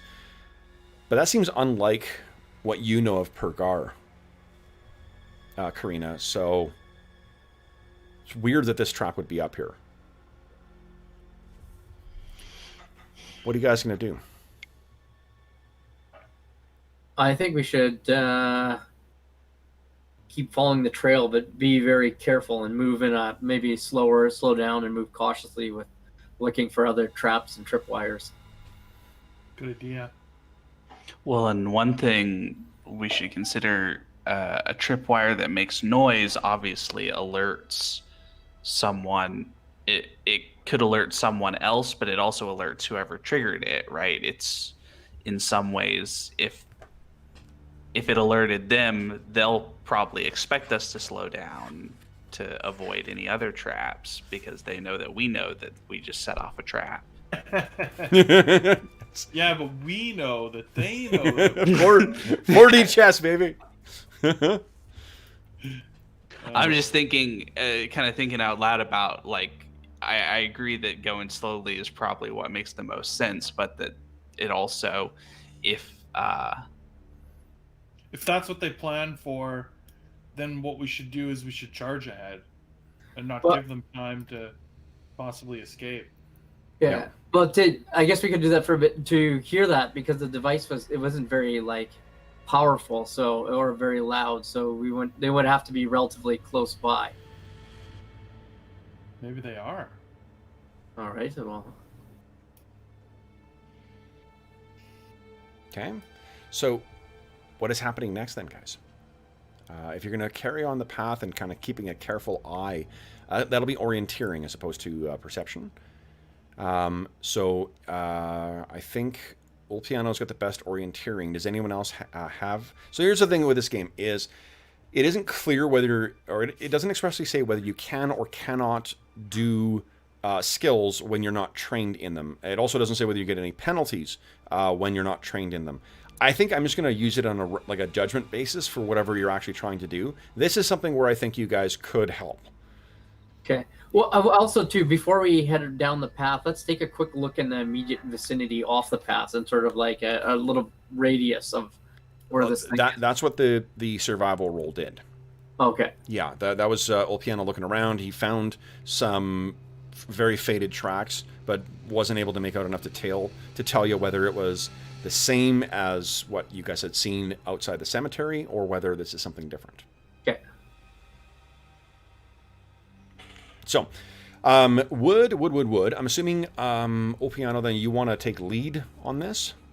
Yeah, I think it makes the most sense. Okay. So, Karina and Interface, both of you give me a orienteering check, please. Let's see how you do. Okay, success with no triggers. Do you only have a 1 in instinct? No, I have 2. Oh, because you only rolled 1 success. That's all, right? Yeah. Interface? I have a 1 in charisma. Again, this character was made for you. Yeah. I know you like playing those characters. Brent, are you waiting for a modifier to come up or what? Oh, hang on. Oh, what's my charisma here? It's not charisma. It's orienteering. No, oh yeah, you said I could use. Okay, well. No, I didn't say. We were joking about Karina's charisma. Oh, okay. Okay, so, Yeah, okay, so I have 0 in orienteering. So this is literally like hiking with your parents. So, Opiano, you're trying to going down and trying to keep an eye out for this stuff, and Interface and Karina are giving you advice that makes no sense. Right. Is this Spore? Is this Gendo Spore? And you look back, you're like, just let me focus on this. Yeah, just quiet for a second. Okay, I'm gonna use an E though. nice. Ooh. So no triggers, but you make your way down, and Karina every now and then is saying something. Interface in that digitized voice is kind of constantly giving advice, but you reach a point where you sort of hold your hand up and you kneel down. There's another one of these tripwires right along this path. You've been traveling for about maybe 15 or 20 minutes. Once it's pointed out to you at Karina and Interface, it's very clear. You will not, if you don't want to trigger this thing, you do not have to. Okay. Yeah. Can we follow the wire to see like what it leads to? Yep. Very, very similar to the one from before. And you don't need to make a roll for this again, Interface. This is as crude as before. You rolled a what do you call it, trigger from before. I'll let you pay that forward for this. Very similar crude craftsmanship. If you were to guess, the same hand may have made this one. Okay. So, what next, guys? You're either on the right or the wrong path here. Or both, depending on where you look at it. I say we continue with what we're doing. Yeah. We don't know any better, so. Okay. I know, we keep finding these breadcrumbs. We might as well as well. Okay. So give me one more. Actually, first off, give Karina and Interface. Let's see if you've learned from this experience. Are you able to be more helpful now? Give us engineering, or not engineering. Give us an orienteering roll, please. Oh, and I use the word breadcrumb. I'm a fan Breadcrumb. Nice. Well, that's a hell of a Freudian slip there, Brent. of breadcrumbs as like my characters begin to ancient lore. Mm-hmm. Okay. Now, one thing I'll point out as well too is, again, because it's a skill-based system, you can be pretty flexible with it as well. If you've got something else, the adventure cites in other circumstances things where you could also use this skill. So you guys can feel free to try that as well. Piano. So while Karina and Interface are you're not super helpful in your insight, Piano, you're able to find another one of these things. And you're moving now closer, you're a little further down into kind of a shallow area part of the forest, and you're moving to sort of a region that has kind of a bit of like a exposed stone area. There's a slope that goes up that is almost completely bare. There's no trees that are standing on it. Yeah. So it's taking just an area where someone who is there would have better vantage or viewpoints. Oh, certainly. Yeah. Okay. Mm. And the noisemakers are about, or the tripwires are about spaced in even distances, roughly? Not really, no. They're this one's actually a lot closer than what the last one was. and it's the same as well too. It's going to make a noise, but made with very crude instruments. If you guys I think we're getting closer. If you guys carry on, what I'd like you guys to do is, Old Piano, give me a orienteering roll, and Interface and Karina, would you each give me a perception roll, please? Okay.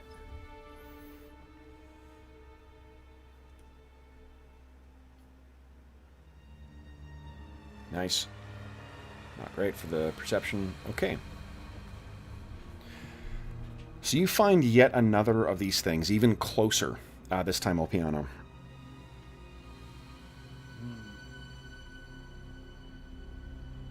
I think we're very close. Mm-hmm.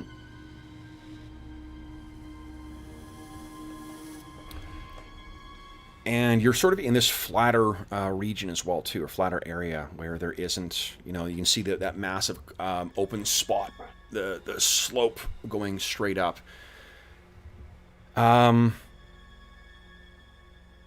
Give me one more orienteering roll there, Old Piano. Oops. Okay. You find another one of them, but this time further away. And this time it seems like it is turning and heading back downhill.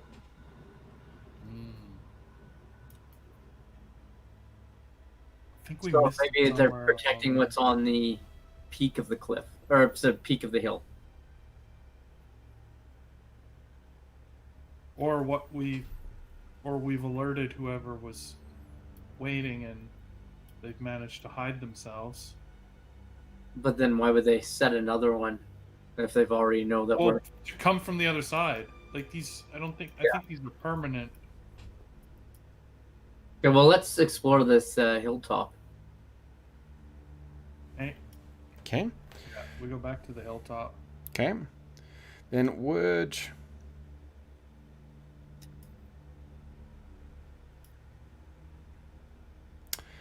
you guys kindly... Yeah, so I think what it takes is this region. It's actually a little more sprawling than what you realize, and it's quite hard going. You find a few more of these things, more of the traps, and you're making your way. This is about 2 hours into this sort of hike up the hill and up that slope. When you reach a point where there's sort of a switchback trail that heads up, but you're looking over at the side. Like you guys, you've hit one or two of these as you've been making your way up, and you hit this point where it goes up and it'll go back, and you realize once you hit the crest that it actually goes down a bit more, and there's a bit of an overhang over there. Hmm.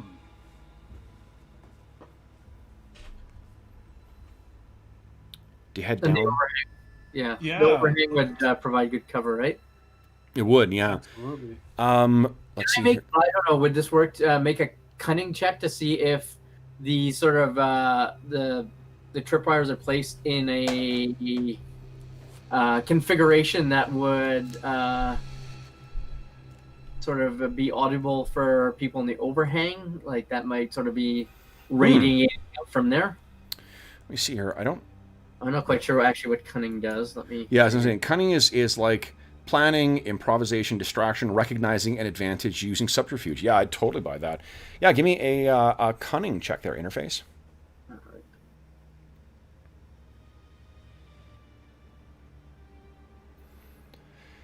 Yeah, I mean, like from where you are, you're actually not that far up from that whole region where you were. If you want to test your theory, you could just toss a stone down and see how loud it is. I guess if it hits on other stone, but if you were to guess, you certainly have a good view, but it also leaves you fairly exposed up here as well. Let's go. Should we check out the overhang, you guys? Yeah, I think for sure, 100% we should. So tell me about how you approach this. What happens is the path kind of goes down.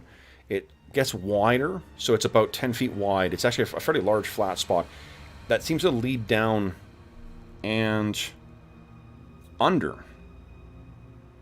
There's actually some kind of cave that's here.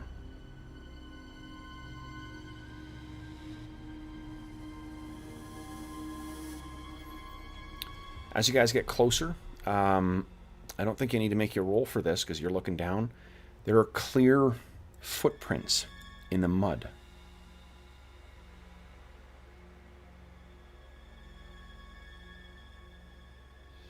Well, we're definitely here now. Should we have our weapons ready, or how should we be treating this situation?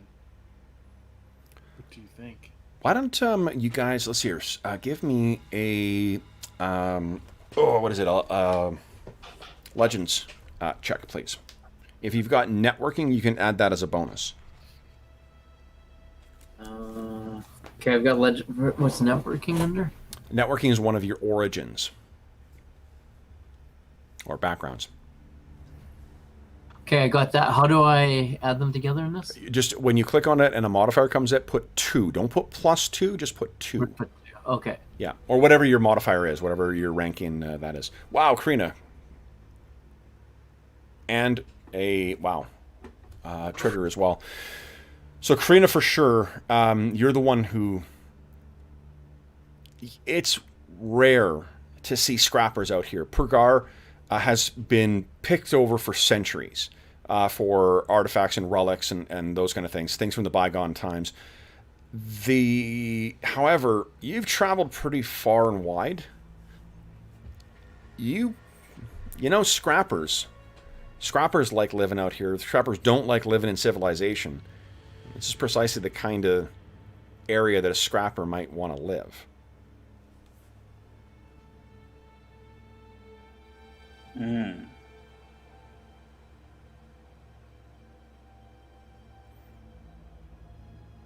Interesting.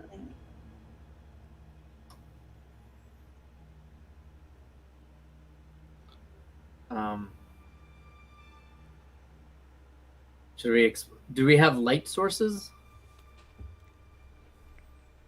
I don't think you do, actually. We know you have a Zippo, or like the equivalent thereof. Okay. That's not going to get us too far into a cave.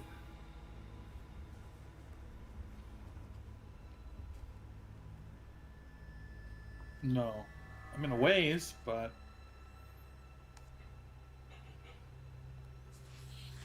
Does a cave appear to go far back? Are you going to try and get down and look inside there? Yeah, let's go take a gander. Okay.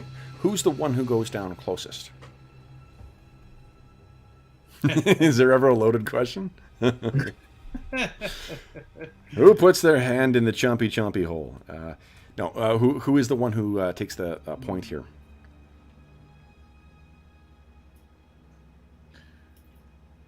I don't know. I guess I can. If no one else is going, I'll go.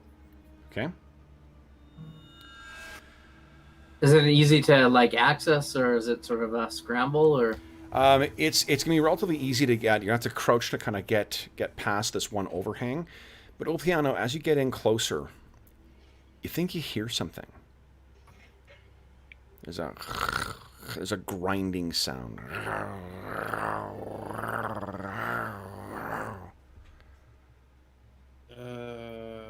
That's not good.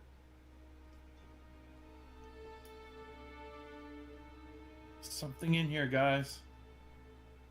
Something mechanical? Okay. As soon as you speak, the grinding stops.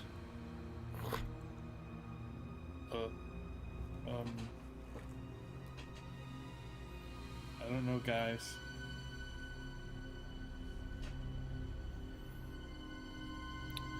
So after a tense couple of moments, what you hear from inside there... Let me actually switch up here. Obviously my thing is not doing anything, Kev. my Slayer? Yeah, you look at your mollusk, Yeah, of course. completely still. Okay, perfect. That's Hold all on, I hold- really... Wait. Actually, let me check one thing. I gotta check something here. Mm. Oh, I was specifically reading about spore infection over the break to make sure that I would know. Yeah, it's completely still. It's just drifting in there. good. But what you hear come from out of there in an accented Pergaran. Who are you? What do you want with me? I've got 10 bullets for each one of you. It's a lot of bullets. You must be rich. Like you don't know. Now what do you want? We just want to talk. What do you mean? What's there to talk about? Who are you? Don't lie to me. I mean, that's part of the day where every accent's going to end up sounding southern. So, sorry. Okay.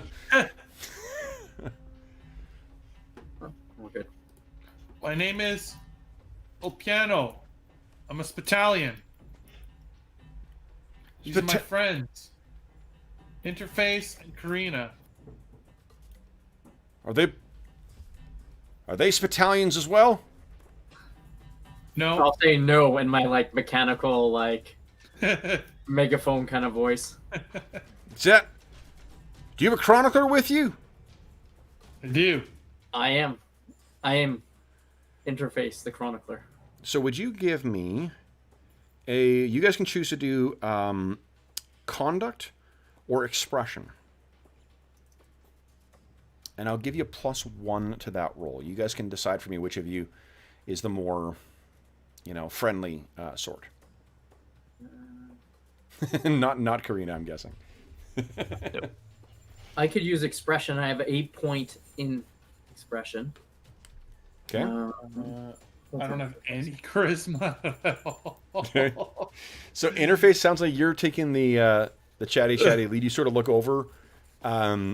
Why don't you give us a expression check with +1 modifier? Okay. Is this where that upload ability can come in handy? If this is upload, is expression an int? I thought expression is a charisma roll. It said whenever you try to influence someone with charisma or psyche. Yes, then absolutely. But so that counts as a trigger. It's the quality of success. You still need to actually succeed. Okay. Does it cost me anything to use this Nope, ability, not or at all. just No. okay? It's just like a feat. It's an inbuilt thing. You already got it. Okay. Go. So let me. Yep. And then your modifier will be a 1. Okay.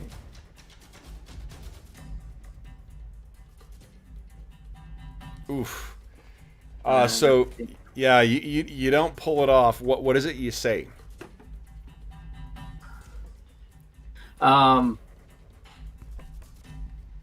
Who are you? And may we enter your cave?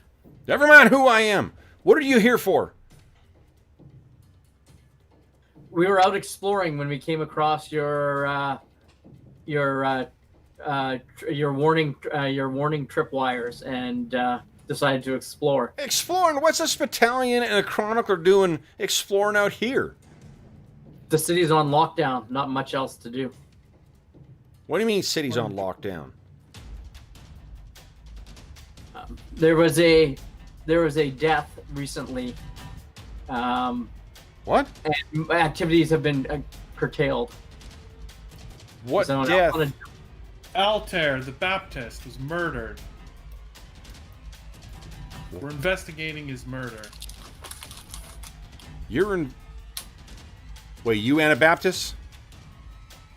I am.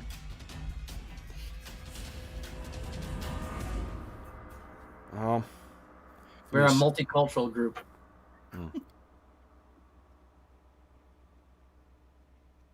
So, let's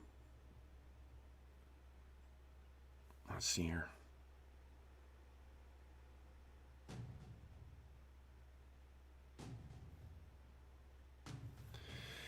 That does not seem like he is calmed by that. Mm-hmm. What are you? You come to kick me out? Huh? You want to send old Black Tom on his way? You can't do that. I claimed it out here. I'm not causing trouble for nobody. We have no intentions of kicking out Black Tom. I'm not talking to you, Chronicler. I'm talking to the Anabaptist. I can assure you, we're not interested in kicking you out. You're not like those others. You're gonna come and spit on me. Oh, kick Black Tom. I didn't cause trouble for anybody. Who caused trouble for you? Your kind. Anyone in particular we might know? Everyone. Anyone in that damn city. What are you really doing up here? There ain't nothing going on out here. What are you doing out here?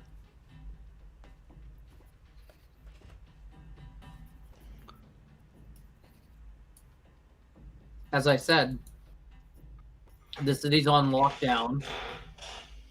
We found tracks coming out this way from the cemetery. We went exploring. I haven't been to any cemetery. I haven't been to any cemetery. Well, someone out there was following us last night. And there was tracks that led to the first of your tripwires, or one of your tripwires. Wait. What's that Anabaptist doing in the cemetery at night? Oh, I only arrived this morning. She wasn't there with us. Why don't you give me another... You can try another charisma and expression. You're not going to get that bonus anymore, because he's not keen on that, but go ahead. All right. This works.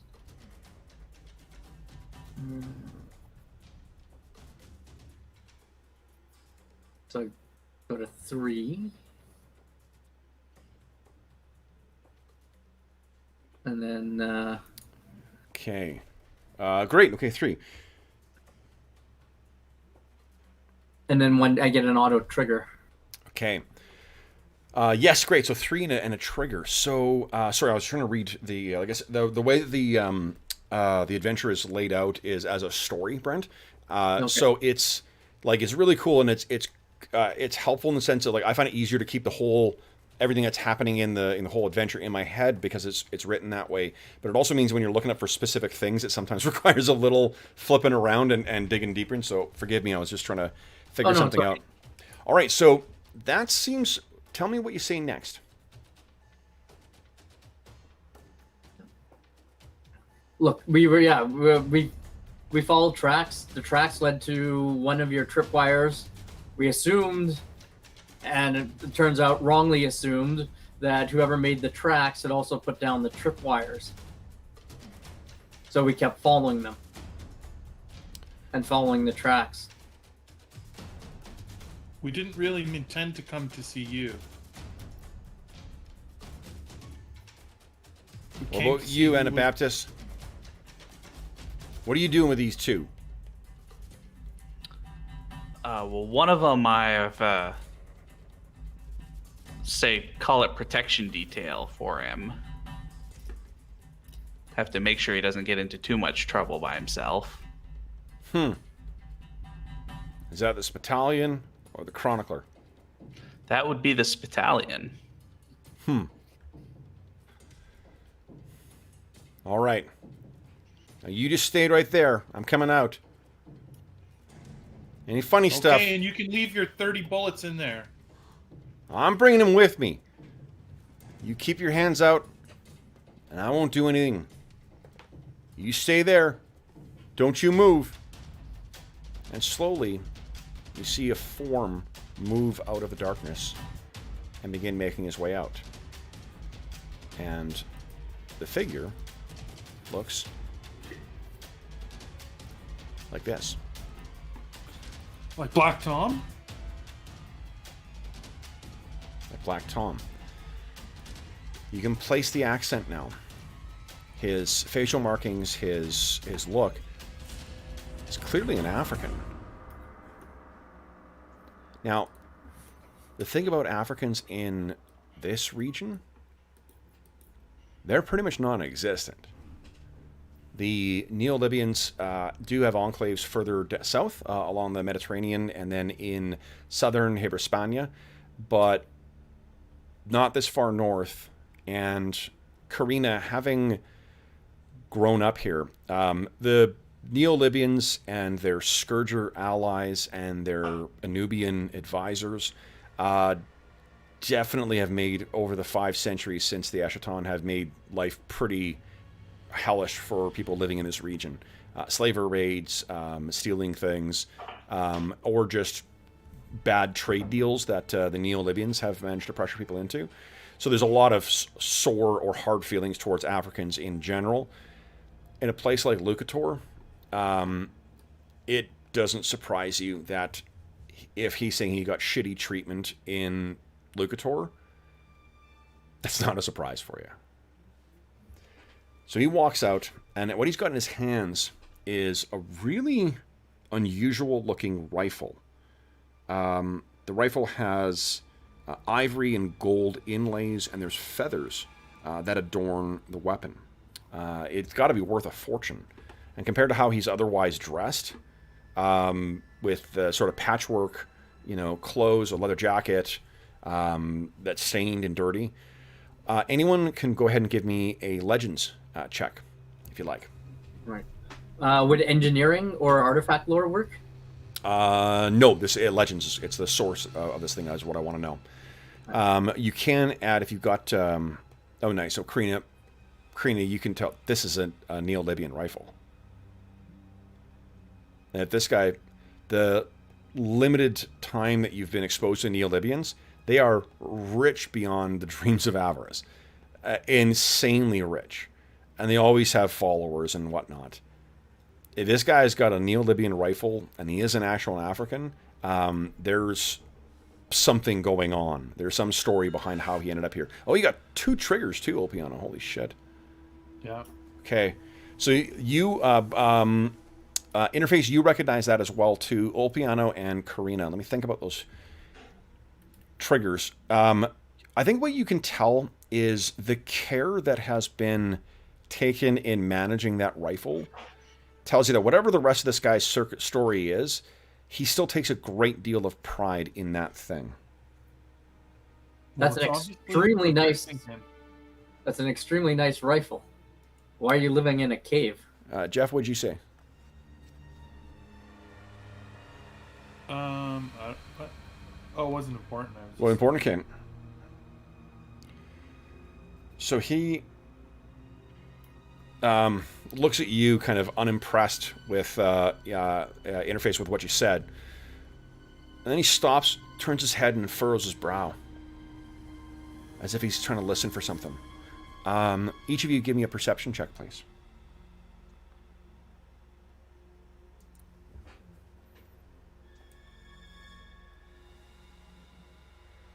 Okay. You stop and listen, and you're like, what the hell? And Black Tom looks at you and says, get in here! Come on! Hurry! Go get in here! Okay, I'll do as he says. Okay. Yeah. He says, I can't have them. They have never been up this so far. In here, they can't find my hiding spot. And as you're going in, Karina, you're probably the one with who's biggest of them. He's like, come on, grab that. And he's gesturing at something on the ground. And it's like a lattice work with some, pine and whatnot into it.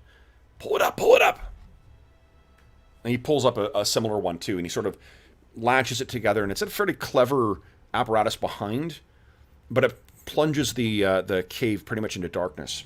And he turns to you guys and says, shh, shh, shh, shh, shh. And he pulls over, or kind of leans into you, Interface, and says, none of that stuff. None of your tricks. And what you hear is a sound of 2 men talking. They definitely have each of them has a Pergaran accent. And one of them says, as it kind of, comes into view, well, with that gold, I will buy a handful of men. Have them kidnap a Israeli for me, and I'll fuck her until she gives birth to 11 of my children. And one of them kind of laughs, you idiot, why don't you just steal children from the streets? They break less easily. And a third voice says, "Yeah, you can chain him in the stable with the pigs, no expenses." And they all start killing themselves laughing. And he leans in to you guys and says, "Romanos." And would you guys give me legends check, please? Karina, you're going to... Actually, Karina and Olpiano, you guys can get +2 to this roll. We'll take a mid-session break in a moment here, guys, because we've been going for quite a while. Oh. Holy shit, Olpiano. 3 triggers. All right, so there are many clans that occupy the region of Pergara. Roma is kind of like a uncontrolled, you know, it's on the scale of like a, what do you call it? Like a Somali kind of level of authority where it's just rival gangs and whatnot that are in there. But arguably the most powerful people in Roma are the Romanos, a vicious clan of thieves, beggars. Yeah, they are the arguably one of the worst clans you could come across, and this is pretty far north for them. You, I think, Olpiano, that amount of triggers tells me that you've got some kind of special connection with them. What do you think what's the run-in that you've had? What's left the lasting impression with the Romanos? Maybe we've been forced into interaction with them through the hospital, and, you know, it has not been very positive. And so... Yeah, like rampant slavery, child abuse, like they are the very, very worst of, arguably one of the worst in the, you know, that you can really conceive of. So we'll think about that, what the connections. I think 3 triggers maybe tells me that there's, how many triggers you get there, Karina? 1. I think you, so Karina, you rolled at least enough, and Brent, I think you recognize, you know at least what the Romanos are, but you don't have the level of or the depth of connection that Olpiano seems to have to it.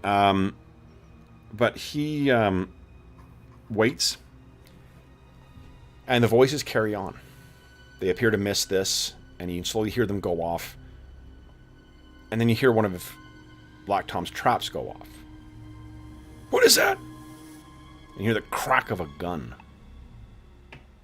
Oh, shit. Don't waste those! Fool! Get out of here! They're gonna have people up here! And they kind of head off. And once they've kind of gone enough distance, Black Tom turns and walks further or deeper into the cave. And you hear the sound of something turning as a lantern comes to life, an oil lantern.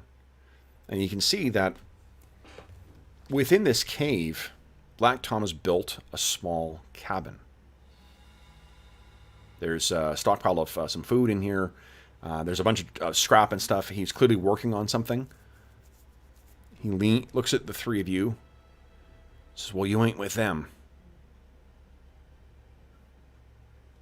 While we have a seat,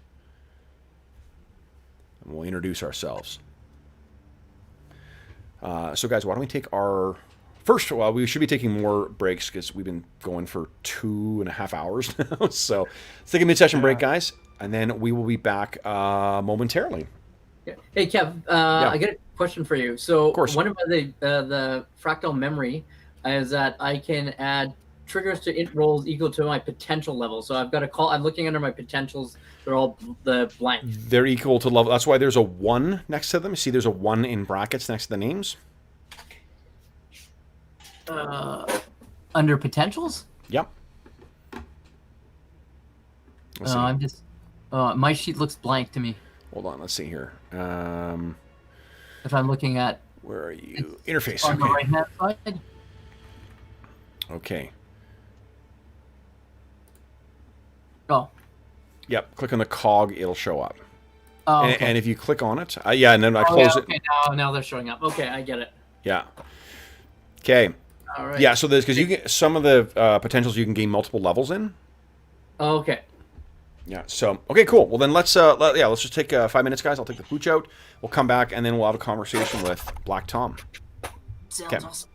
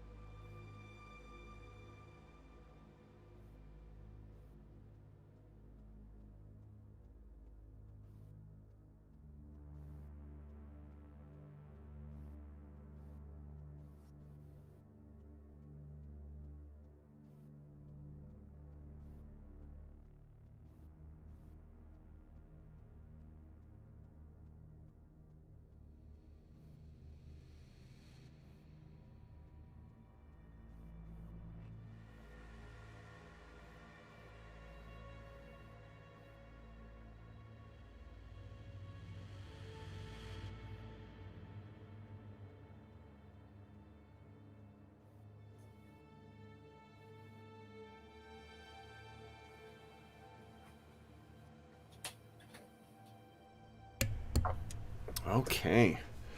All right, guys. So let's see here. Oh, Jack Bear. I'm enjoying the system a great deal. I've been enjoying the task resolution system on this. Is pretty straightforward, but it also gives some a cool kind of loose structure for interpreting results or interpreting sort of like how you're going to take action. So I really dig that. Arlen, catch me in the talking about the system. Jacobear asked about how's everyone liking the system so far. I think we talked about it before we went live, but Yeah, I enjoy the loose structure for the skill challenges. I also like that it doesn't feel as swingy as some other ones we've played with. You Yeah, know, dice pools are good. I mean, dice pools at 50% per die, your odds are good that you just get half as many successes as dice you roll. yeah, yeah. And I do like the randomness of the triggers as well too. It gives kind of a fun way to add some improvised stuff, but it doesn't feel as onerous as like the advantage from Star Wars. So so I'm enjoying it. Nice to tune out the chaos going on this evening and enjoy the Nerd Fest. Thanks, George. That's great. I don't Right. usually make too many political statements, but I was just going to say I'm really proud to be a Canadian today. Jeez. It's oh my goodness. Yeah, it's a tough time. I mean, it just 2020 just keeps getting worse and worse by the day. Fortunately, we've got games to take our mind off of that for a little bit here. So let's see here. We're waiting for Brent to get back. Oh man. And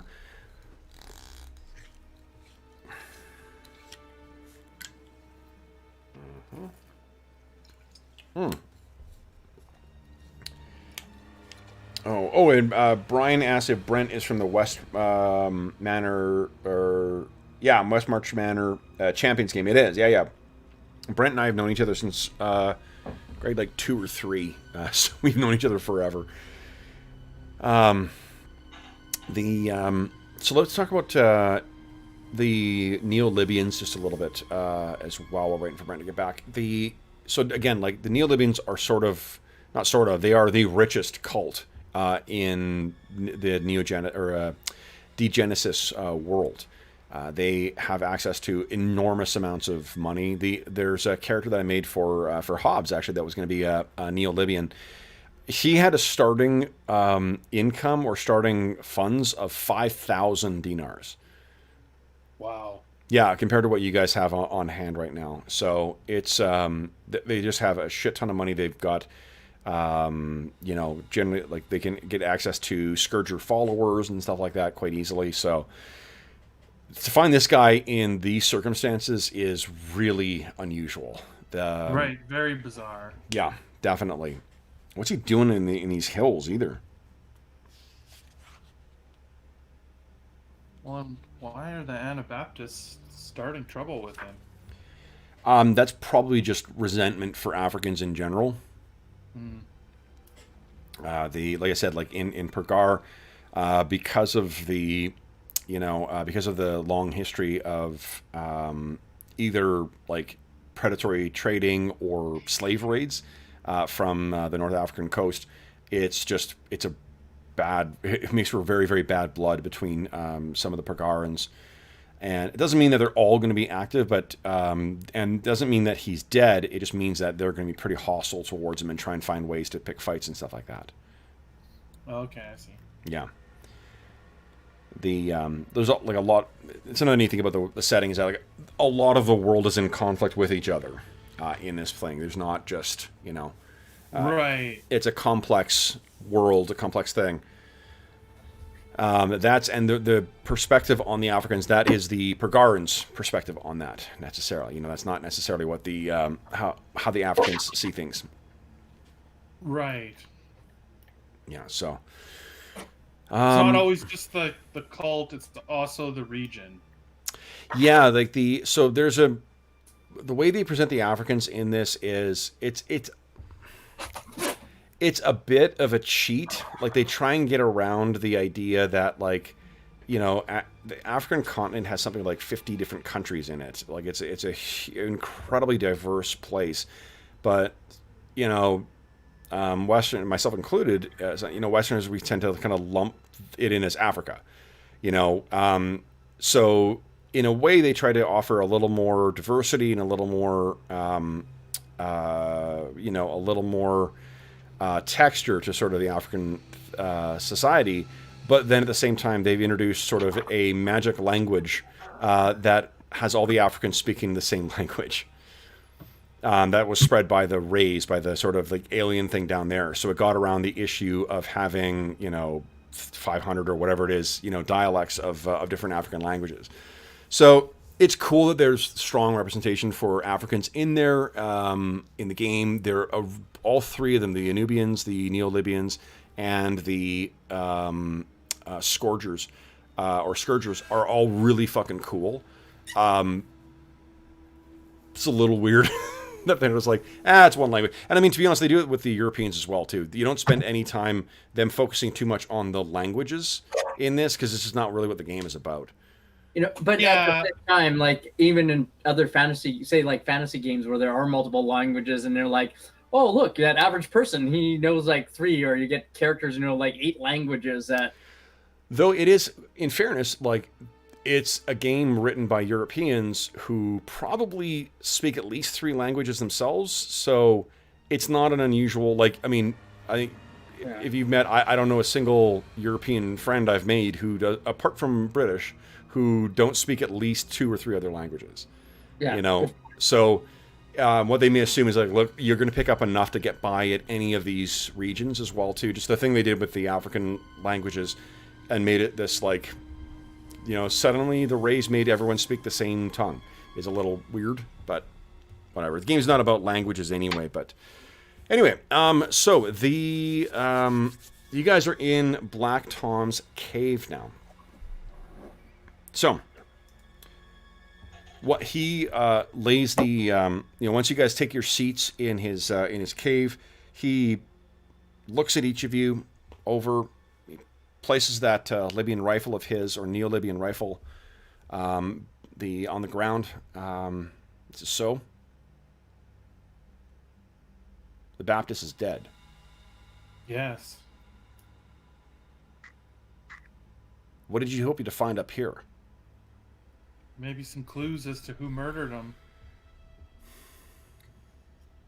And there was a spot of and something else that we saw in the woods, or that reportedly saw, and that was reported seen in the woods near the cemetery.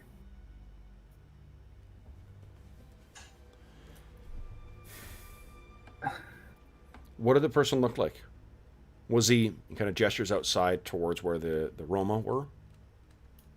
The report, what I had heard was that there was a like flying art. Would you say flying artifact? Would that be what people would be the kind of common like lingo, or a flying relic?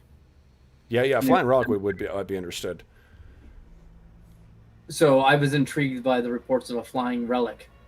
I'm not aware that it is possible it could be another chronicler, but I was not aware of any other chroniclers in the region. So it piqued my curiosity. Your people tend to stay away from here. Although, I suppose so do mine. True. And you? This battalion, what?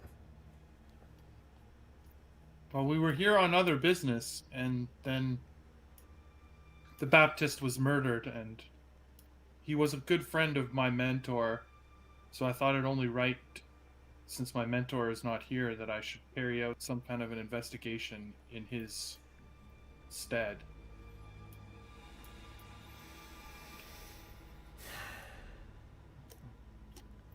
And you think that this person with the flying relic, this person who's involved with the murder?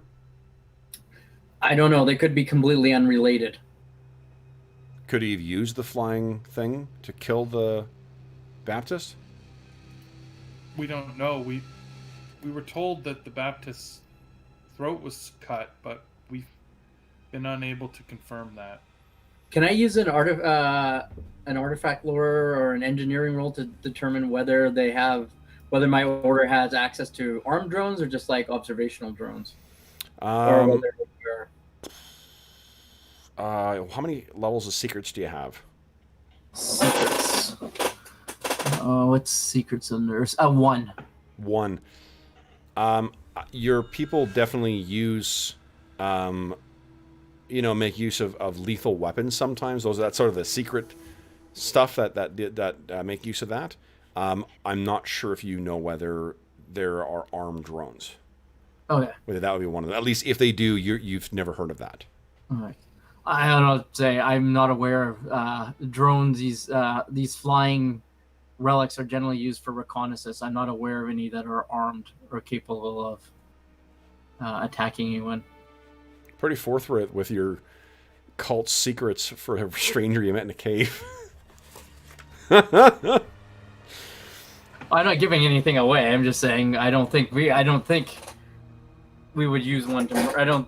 I'm just trying to say, it's not one of my order. Okay. Like to kill them using. So this is where you respond with saying, "Well, Kev, I'm playing at my concept of a mediator." So you're trying to get your ego point back. Oh, okay. I see how that works. Yeah. Gotcha. So he kind of, all right. So what do you want with me then? What do you intend with me? We have no intentions. You were an accident. We didn't know what we were looking for or coming across. There were various things that ended up leading us to you, but we had no idea what we were going to find. In fact, we're very surprised to find you. You weren't what we expected or thought of all the possibilities. I thought what might be in the cave. You were not one of them. That's why I chose it. You. He gestures to you, Karina. Will you keep your lips together about this? I think there's no reason that anybody outside the cave needs to hear about this encounter. How long have you been here?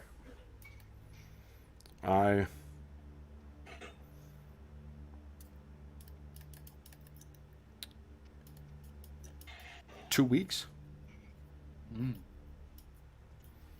That's a while to be in a cave. So what brought you to this cave? Revenge.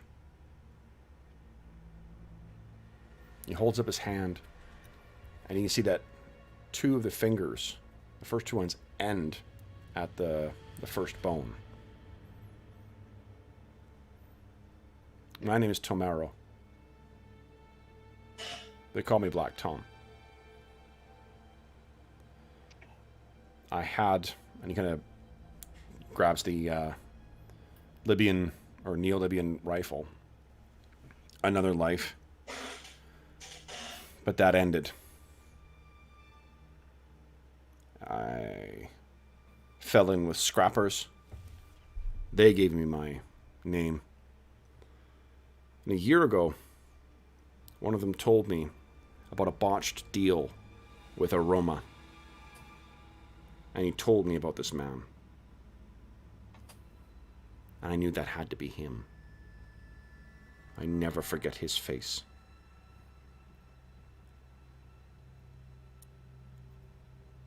I found his trail of blood. And that took me to Lucor.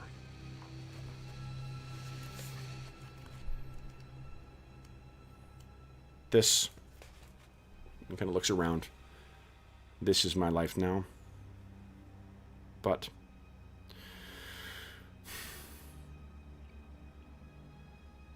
before, I lived like a king. I knew nothing of want or need. Anything I desired, my father would bring me. And then they took me. And I'll never forget his face. The teeth rotten, the grin, the gaudy jewelry, and the stench. And for 3 months, everyone called him Papa, kept me a trophy in a cage. At first, Papa beat me himself, and after 2 weeks, he let his children have a go at me. I thought I would die, And then I cried out one last time when he bit my fingers off. I lost consciousness, and when I came to, I was back in Bedane. Barely able to speak, but the Anubians who worked for my father, they brought me back. I did not understand what happened then, but now my father paid the ransom. Such was his love for me. But it was a ransom he could not afford. And when the Bank of Commerce discovered this, he lost his concession. They canceled his loans. They seized his estate. The Anubians no longer came to help me. And the Scourger, Chigwa, who I thought my eternal protector, he left.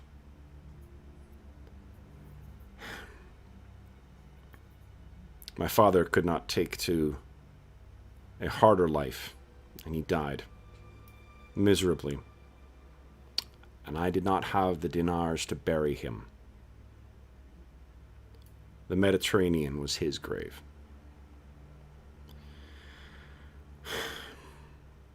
The scrappers gave me a life. They showed me to work, how to make the best from what I can find. And in return, I showed them how to deal with dinars, how to lend money with interest, get better quotes by negotiating carefully and cleverly. I had a good place, and they gave me protection. And that was until I heard about Papa again. He killed my father as easily as if, or as much as if I had put a bullet in his head with this myself. From Roma, across the Apennines, and north, I have tracked him. And I found him. Papa and his people.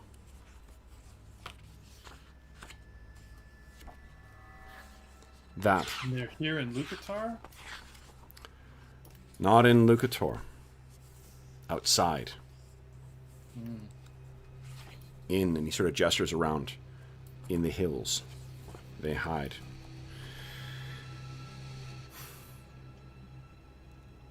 I can show you. But you're not looking for them, are you?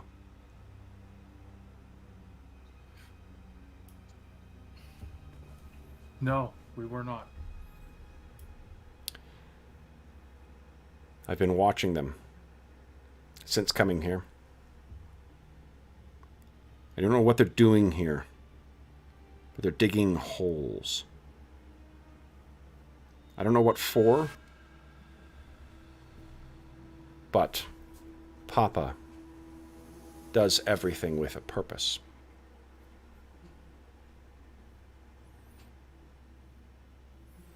He gestures to you, Karina.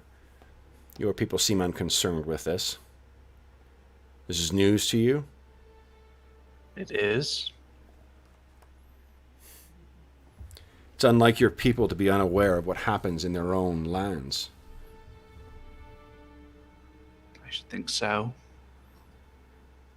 And your people, much as they may not like my kind, I've not known them to be friends to the Romanos.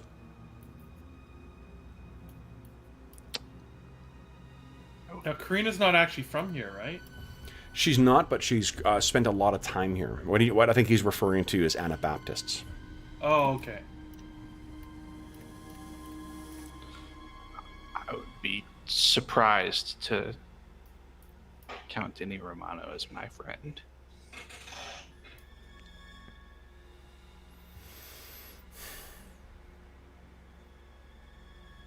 So what do you think then? Romanos in your backyard? Will you raise an army? Will you march on them?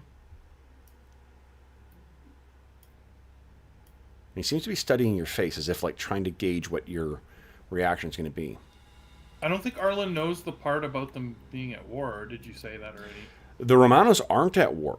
They're separate from the cults that the Anabaptists are currently at war with. There's two things. One is the Mohammedans in the Adriatic basin, in the Adriatic lowlands. That's been going on for 100 years and probably will go on for 100 more. There is the Lombardi, based out of Bergamo. Oh, that's the Lombardi. Yes, the White Wolf of Bergamo. Vespuccio, Lombardi. That is a separate thing. The Romanos are a band of murderous, roving cutthroats based out of Roma, much further to the south. So this is some other thing that's going on. So many wars your people are in, it's hard to keep track. I have only one intent. And Black Tom carefully places 4 bullets on the little bench in front of him. And though the light in here is poor, you can see there's something carved on each of them. At first you think it's just kind of scratchings, but you realize it's language. It's words.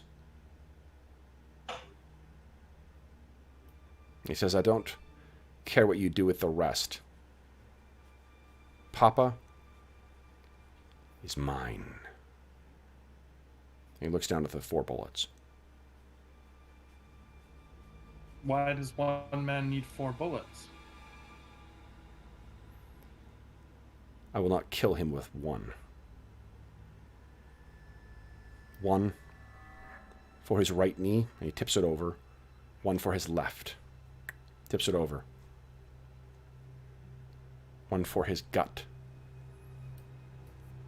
And then one for his head. He tips it over. And as they roll to the side, you see that the words are clearly on there. And this is not stuff that's carelessly scrawled on there. Someone has taken a fine tooling instrument and carefully carved words on each of these. You don't understand the words. They're in a language that is foreign to you guys. How many Romanos would you say there are in the hills? I would guess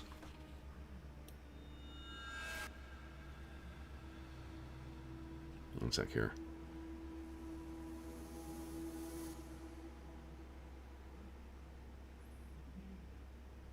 Two dozen tents. However many that contains. Men and women, as is the Romano way. 24 tents. It is unlikely that no one has come across them before. Those backwoods. You're the first that have come close to finding me in 3 weeks. These forests are dense. They hide sound. They hide light. And the Romanos have been there long enough to dig traps around as well. But they are not as smart as I am.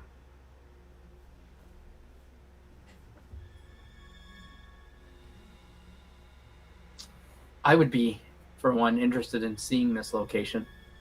I don't think we cannot promise aid, but we can definitely let others know the presence of this encampment and where it is. He looks and shakes his head. Papa is mine. But you cannot take 24 tents alone. No. Not without help.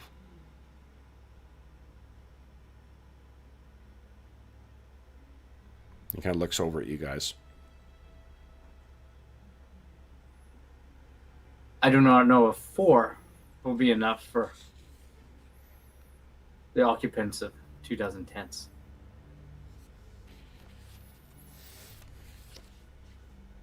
Looks at Karina. Gestures towards your bead and hander. I hear your people are good with them.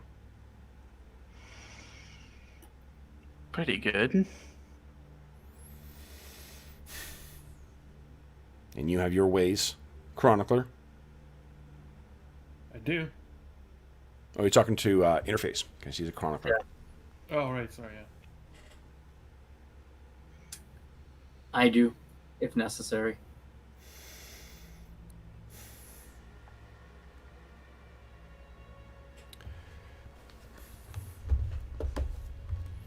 Nothing will be done today.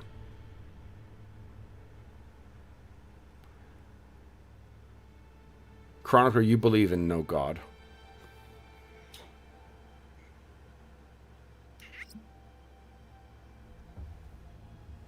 I believe in learning and science. You answer a question that I did not ask. Spitalion, you believe in no God. No. He looks to you, Karina. Swear to your God that you will not take Papa from me. And he extends his hand. I'll reach out and grasp it. Say, I swear. He shakes and leans back. Make your plans. And tell me. I go nowhere unless I can kill Papa. When you have plans, you can find me here.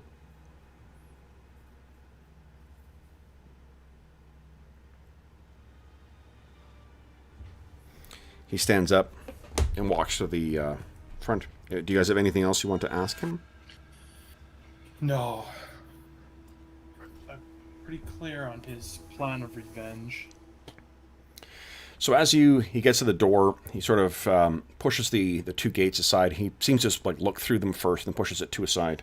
Then he turns back, and he says to Interface, "The one with your flying relic. He was one of you."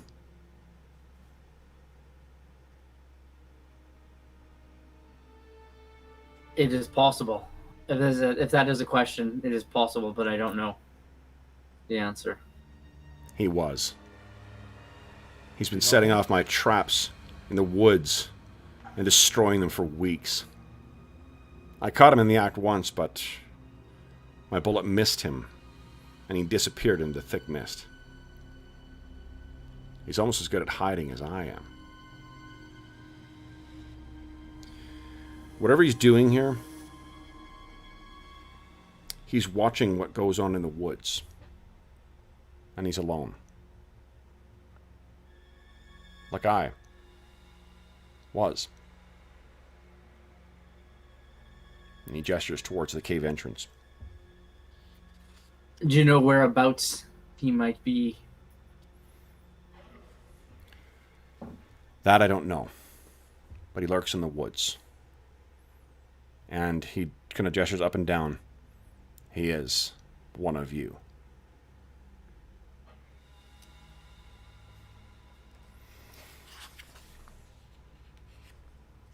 And as you're walking on, he stops and says, "You wouldn't look to trade that, would you?"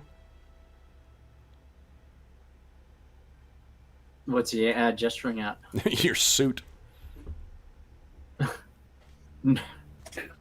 No. Think on that, too. I'm no more interested in trading the suit than you probably are in trading your rifle. He looks at it. And nods. So, what do you guys do? This is some heavy news. I believe we should discuss it. I'm very interested. I'm also curious as to what's being dug. So, you guys tell me about what your plans are for leaving here and where are you heading next. It's probably about, it said it was about 3 hours for trying to find him. You're talking for about 40 minutes or so. So it probably takes you about, I don't know, it's probably a little past noon by this point. Where are you guys? And you're somewhere up in the hills over here. From the vantage that he has, you may be able to see down into... actually, you probably can't see down. It's probably concealed from where Lucor is. So where are you heading then, guys? Did he wasn't, he didn't point us and or give us directions to that camp, did he? To the tents? To the Romanos? Yes. No. All right. Do we want to speak with Abacus, or try to?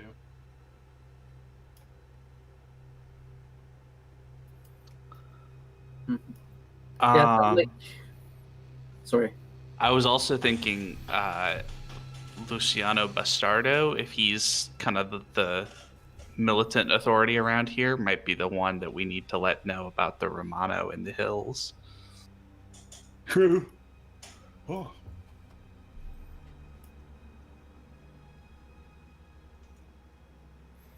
So are you heading... We're close to Abacus's house, right?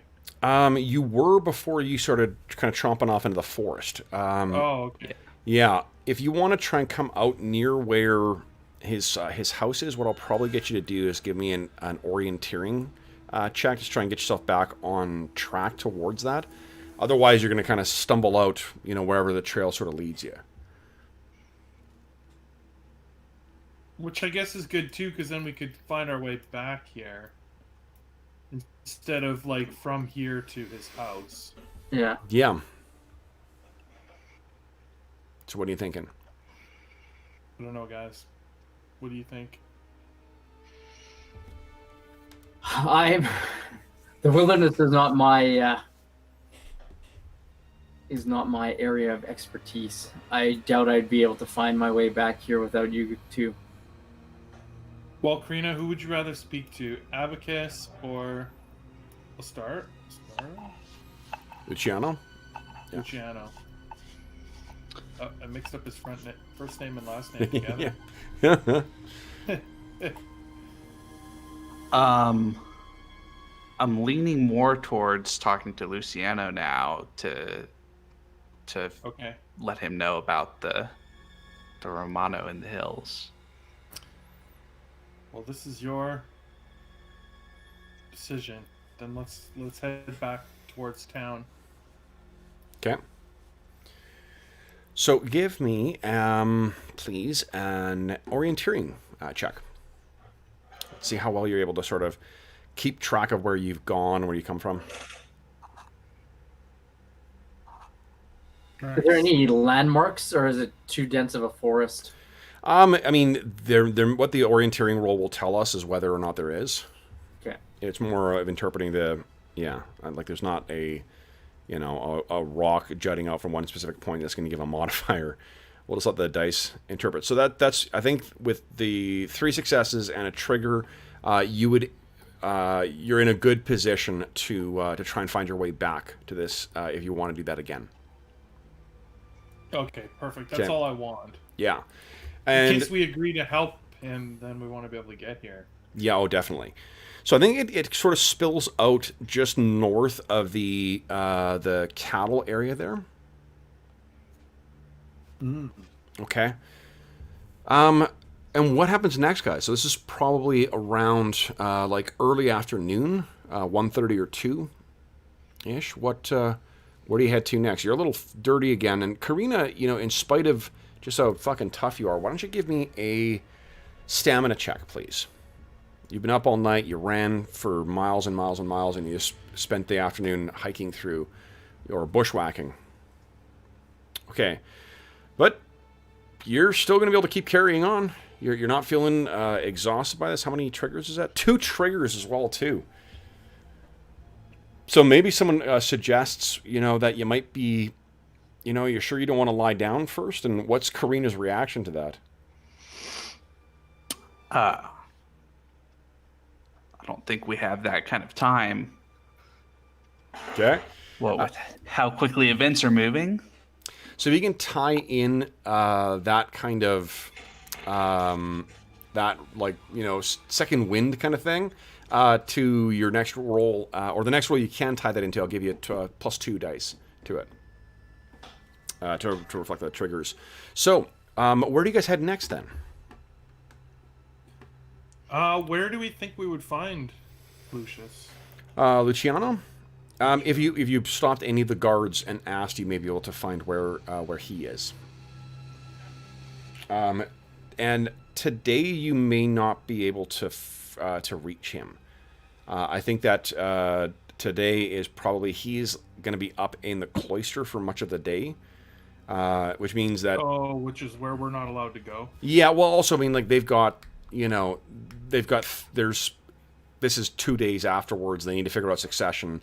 The leading, the reason that that Ennio and that Neva and that they may not want to see you guys is not because they're trying to seal themselves up. It's probably because they're trying to figure out what's going on. Now, one thing that Interface figured out before too was that there is likely going to be, or the Cathedral City would likely require an investigation. They would send Anabaptists to come and investigate the Baptists' murder. You guys are 3 days after the Baptist murder now, and there's still no one here? Maybe they haven't sent for someone. Yeah, I wonder if we could, if you wanted to poke about and get more information, who in the society would we reach out to? For what? What do you mean? Just the whole situation's sort of weird. Like you're saying, you're pointing out there's no investigation. The place where the murder was sealed off. If we wanted to poke around and get rumors or talk, I guess we just. Yeah. So one of the things. I get talking out loud. So. No, that's okay. But one of the things, yeah. So what you want to think of is specifics for that. There's. There isn't a gather information role necessarily in this. You want to try and, if you guys can give me a sort of an idea of how you would go about that, then we can abstract it with a dice roll. But I mean it's challenging now because this is still only 1 full day into the grieving period, so everything is sort of shut up. People are either grieving or they're at home or whatever. So you may.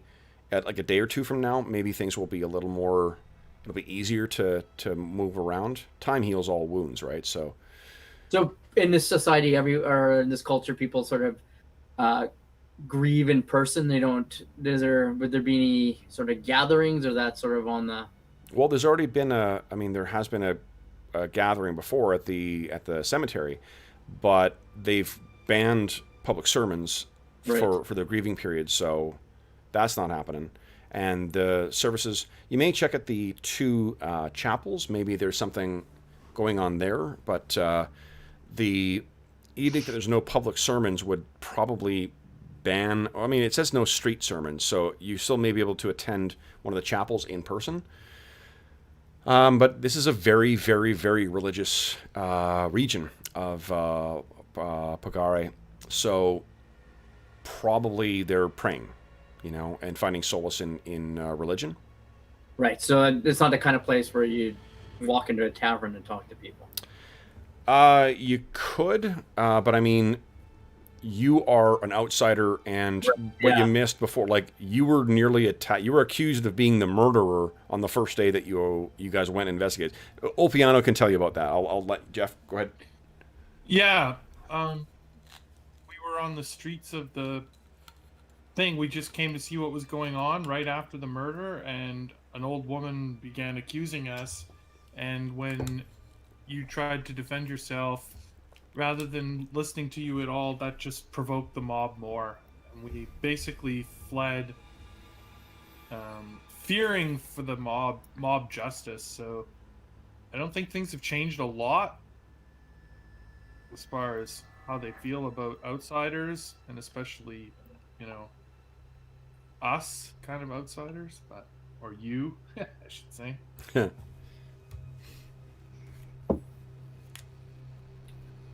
I don't think that's our best play. No. Would Karina know anyone here in the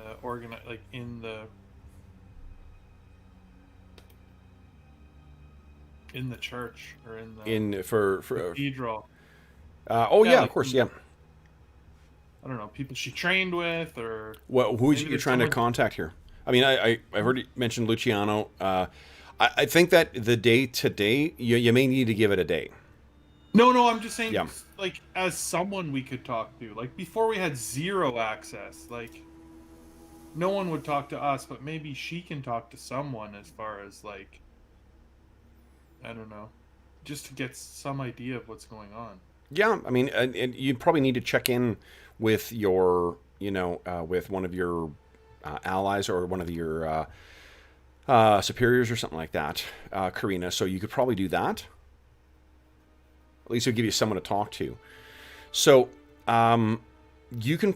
What do Ulfiano and Interface want to do while Karina does that? Are you guys just heading back to Commission House? I mean, it's kind of the only place we feel safe. Okay. Yeah, I don't think I'm very useful inside the city. Okay. I stick out too much, and and I don't think I would be very helpful unless introduced to someone. Okay. So the two of you are escorted back by Karina, and then Karina, you're gonna head off inside. Who do you think the person is that you report to? Would it be someone like inside the cloister, or? It could. It's more likely. I mean, it could be someone inside the cloister. There is a garrison inside there, but it could be. It probably wouldn't be the town guard because you're not part of that. But there's going to be. There's something like 60 orgiastics who serve as part of the kind of the garrison here as well too. And the orgiastics mostly serve as they mostly do serve as the members of the city guard. Let's say it's one of the ascetics. There's 60 ascetics and 20 inhabitants, or 20 touched that live in the cloister itself, and there's also others within Lucor. Let me see here. Where's the Lucor stats here? Yeah. So your sort of person you need to check in with. You think man or woman?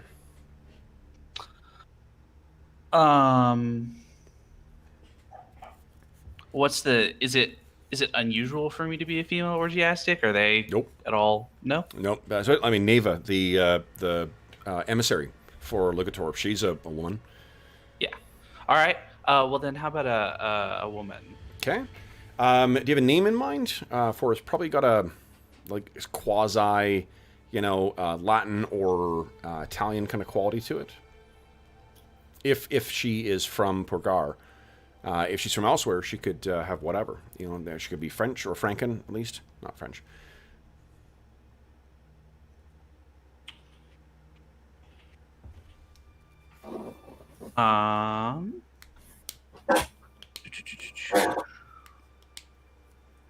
Female names. Victoria. Victoria, love it. So, let's say that you meet up with Victoria inside. The orgiastics are likely being put to good use to sort of patrol.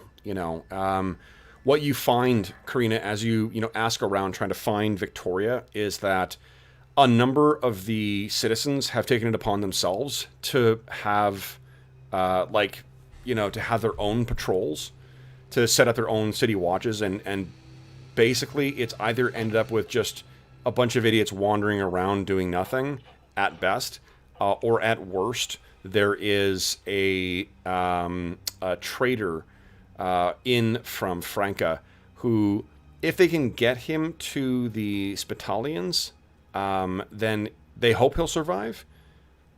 But he was given a pretty severe beating by them. And so the Orgiastics are, in one part, trying to maintain order, preventing people from leaving, and at the same time dealing with agitated citizens who are taking it upon themselves to kind of do patrols. So it's a very, very tense time in Lucor. And it probably is around... it takes you about maybe 45 minutes or an hour to finally like track down where Victoria is. And she, you know, she's... let's say that she is walking patrol with two other Orgiastics, and she sees you kind of come around the corner. And how do you think, like, what's the nature of your relationship with her? Do you think it's like open friendly? Is it a more of a drill sergeant kind of mentor mentee kind of thing? I think it's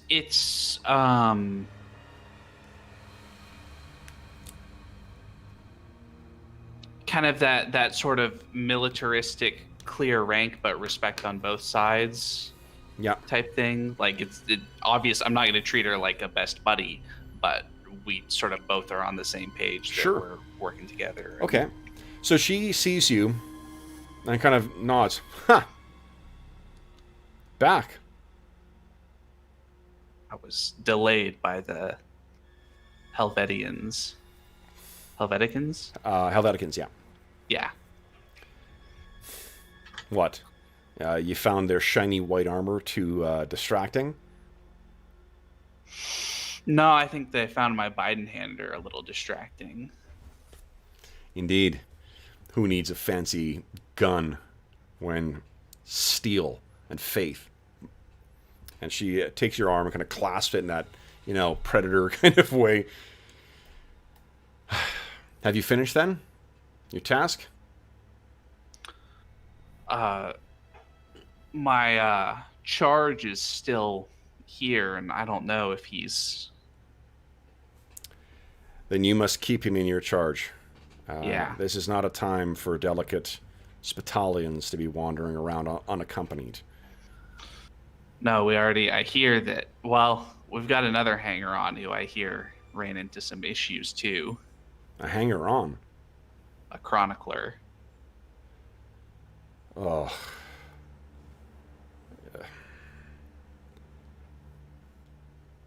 I'd say that he brought it on himself or herself, but that'd only be half true, wouldn't it? When did you get back? Wee hours of this morning. When did you learn the news?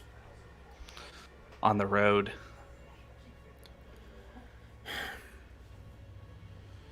Looks at you. When did you sleep last?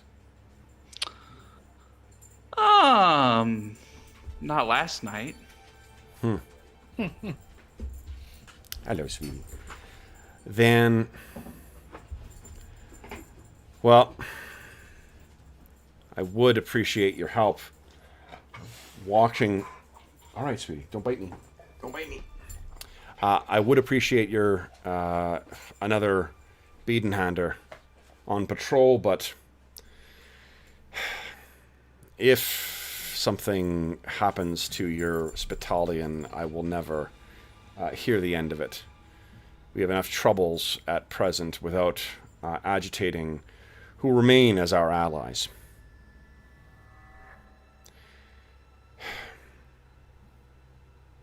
Where are you staying then? The Spitalian has been put up in the commission house. You're with that one then? Mm-hmm. Well, then you'll sleep more comfortable tonight than I will. Well, that's debatable. There's a discomfort in overcomfort. Always the hard ass, Karina.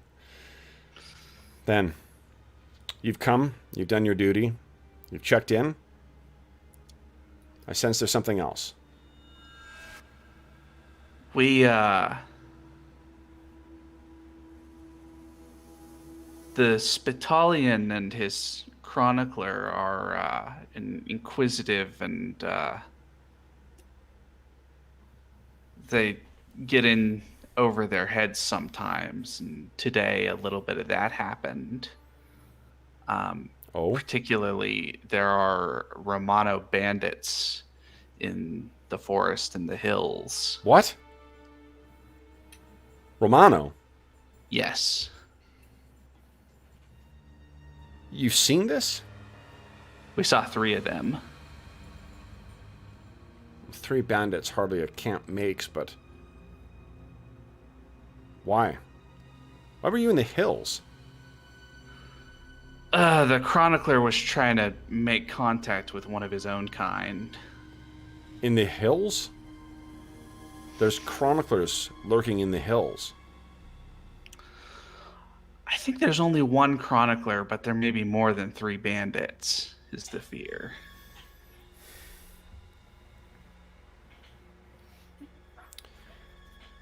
There's so much that's happening now. With the Baptist gone, and fucking Bergamo.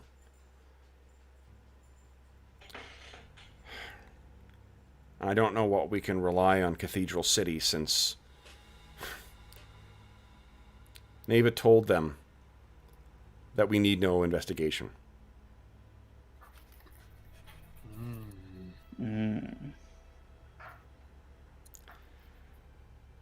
We need help from Cathedral City to bolster our ranks.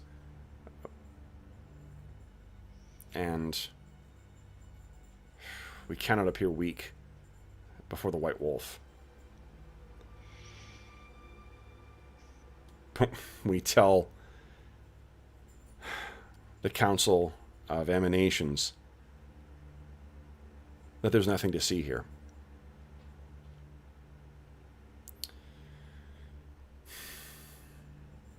I envy you, Karina. I wish I had a delicate Spitalian and a fragile chronicler to keep safe as my only task. Though wait, I take that back. We have no deal with the chroniclers. You can break him. She's gonna hit you in the shoulder. Lucky me. I didn't get here in time to hear Abacus's pronouncement. Yes. Abacus's pronouncements. He...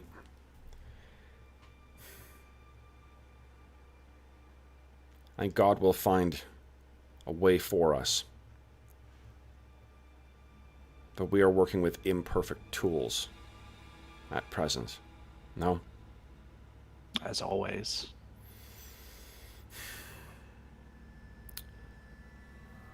I will pray for you.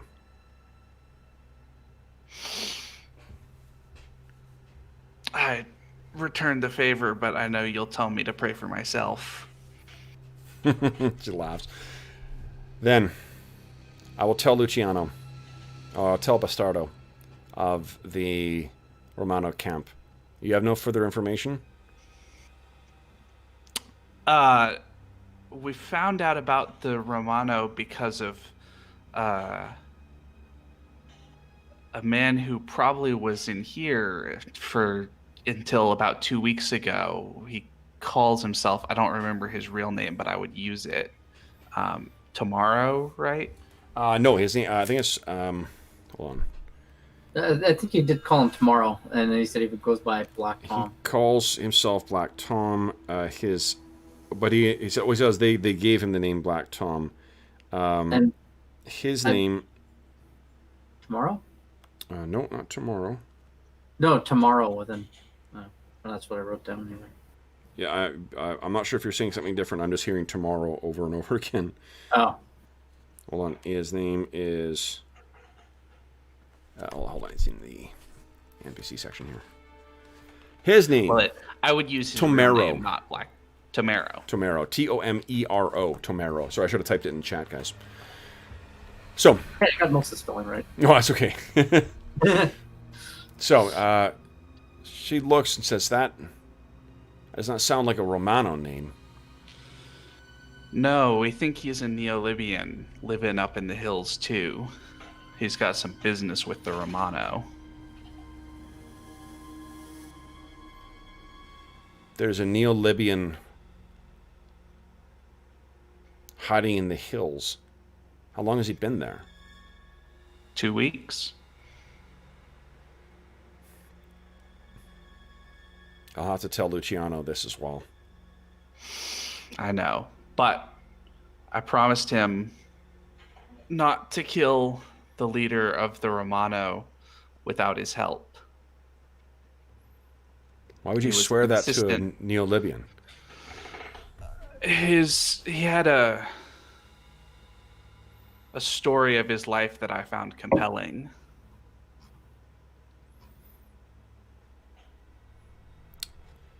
Well, I trust that God showed you truth. Then, she extends her hand again. I have patrols and you have delicate flowers to maintain. It is good to see you, Karina. God go with you.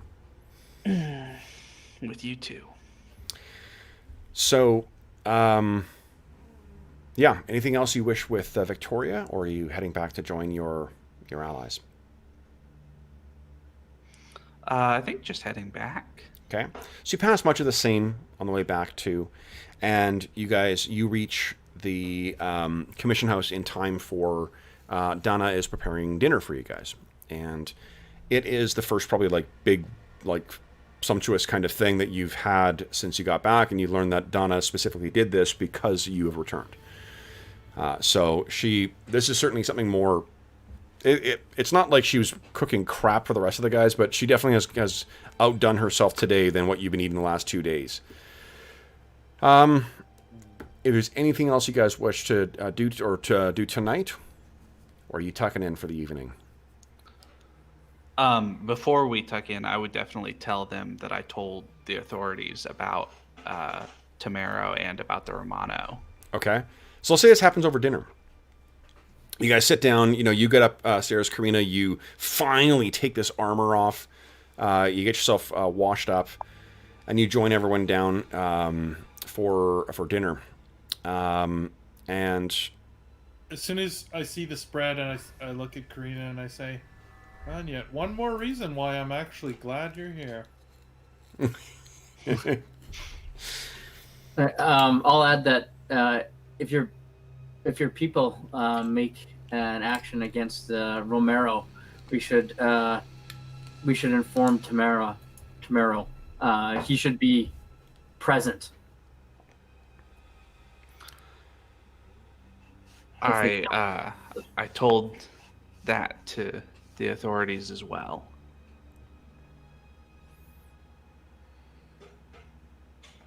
Well, hopefully your people will see.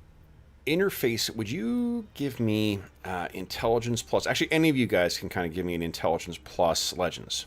So give me a sense of kind of like how things work, in the world. So just original, regular just legends. Legends, roll, right? yeah.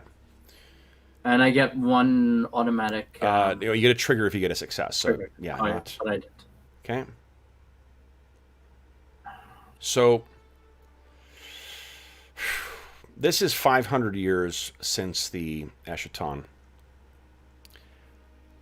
But the concept of the scapegoat has likely persisted until this time. And Ulpiano, when you hear that the Anabaptists now know about Black Tom and about the Romano, the Romano, camped in the hills, it does just strike you. They've spent 2 days kicking down doors trying to find someone to blame for this murder. An African hiding in the hills sure makes for a pretty easy explanation. Particularly when they don't seem... Do you share that Emissary Neva has not, or has refused an investigation? Oh, yes, I will explain that as well, that there isn't going to be an investigation according to Emissary Neva. Yeah, so...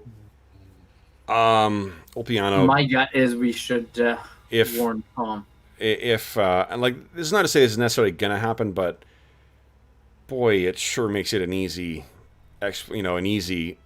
ending to the story to say, and then we caught the person, the Libyan or the African hiding in the hills, and he died in the struggle, but we have the killer. Nothing really gins up a militaristic order like giving you a reason to hate an enemy that you kind of already hate. The Anabaptists are not in active war with the Neo-Libyans, but, He's a foreigner, and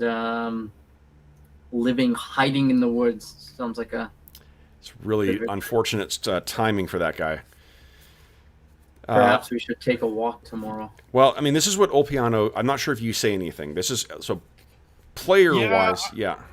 Ulpiano would... Did we would think this. I think we should warn Tom that, this information is out. Well, I mean, I guess the bigger question is, are we going to help him? You mean to take down the Romanos? Yes. To exact his revenge. I don't know about that, but I would definitely warn him. Hi, we're back. We decided not to help you, but we did rat you out. Right, and you might want to move, just as a heads up, before you... He'll give us a heads up with his rifle. It's possible, but I think we owe it to him. He was forthcoming and honest with us. I think we should... I don't think we should take an active... role in his vengeance, but at the same time, we've taken an active role in stopping it. Yeah, so I would definitely be interested in intervening on his, or at least letting him know of what's happening.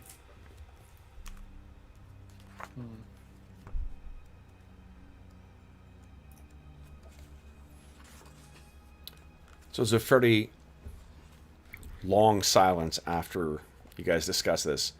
Dana, you can hear the sound of her scraping her plate, and she's looking down, trying to stay free of a conversation that is well above her head. Right. So what are you doing? Sounds like everyone's heading to bed. Yeah. Apparently, chroniclers wandering the streets at night might provoke a poor reaction from the locals. Pretty good chance of that. I mean, you can try and find out if you like, but okay. So then you guys all retire for the evening. Karina, you find one of the rooms upstairs. There are rooms that face west towards the farms and one of the chapels, or there's rooms that face east that face Lucor itself. I think the eastern ones. Okay. So you join Ulpiano on the one of the eastern rooms. There's separate rooms for each of you. Interface, you retire to your western room. And the night passes uneventfully. You guys rise. Each of you regains one ego.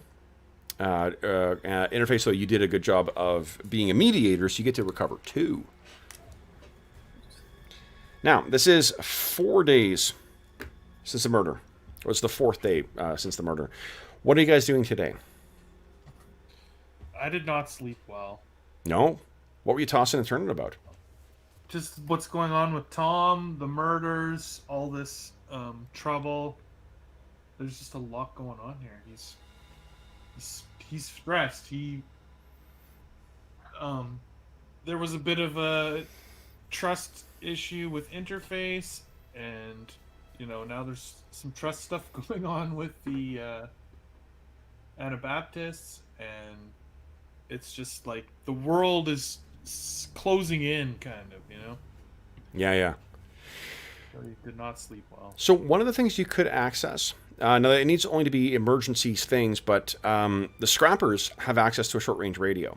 Now, it's not clear whether it would reach all the way to, Vivico? But it might. If you wanted to, say, get a word back to MedBay, or even check in with your people there, you could pay to have access. Now, the thing is, whatever you discuss, you can kind of assume the Scrappers are probably going to hear it too. But, right, there is a way of, if what you want to do is just kind of, touch base, you could, in theory, potentially do that. Interface, what you wouldn't give for a hub to be able to access the stream, but Pergar, A little bit yeah, a little far for that. antiquated. So Opiano wakes up quite poorly rested. What about Interface and Karina? I've been pondering. Interfaces, there's a bunch of moving parts here. I'm wondering if what the Romano are digging has something to do with the chronicler there, and whether everything is somehow related.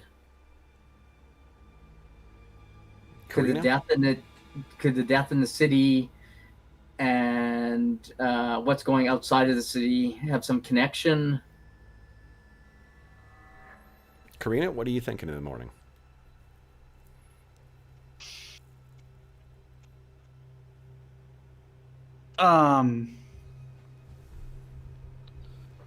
So Victoria said she would tell Luciano Bastardo about the stuff, so we don't necessarily need to go to him to let him know about any of these things that we've discovered. Mm-hmm. But if he has plans to do something about it, it might be worth talking to him. True. They're still trying to figure out how to get a hold of Abacus the Ascetic. What you would hear, I guess, you didn't bring it up with Victoria, but what you could ask about is that, so for the first time since Victoria has known him, Abacus is not in the cloister. He is running all over Lucor, dealing with the mundane day-to-day details of running the cloister and really most of Lucor. Give me a let's see here.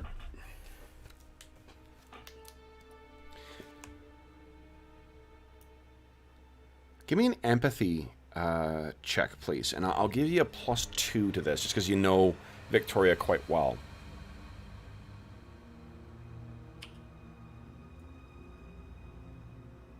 That's pretty good.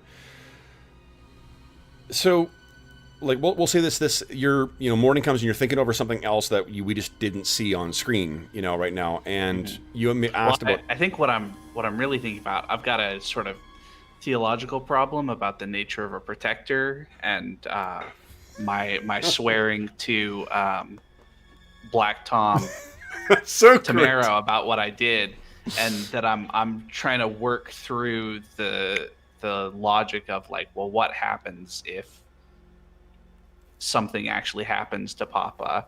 Is there a salvific element that I can find at all, or is it, and if that is perhaps what I'm, and then ultimately I think the sort of assumption is, well, if that's what I'm kind of called upon to do something, to swear falsely for the good of Lucor, then that's... Yeah.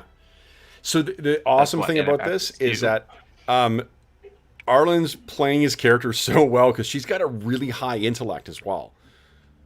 Like, she looks like a big bruiser or whatnot, but she's got a remarkably high intellect.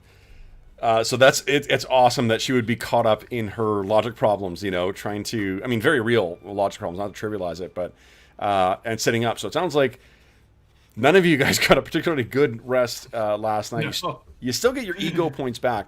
But what I got you to roll for the empathy is if you did bring up Abacus with her, that was his name, right? Abacus? Yeah, Abacus. Then she's, she tells you about, like, oh, I've never seen him, quite so, quite so active. There's something unsaid that she's thinking about, or it's weighing on her about that whole situation.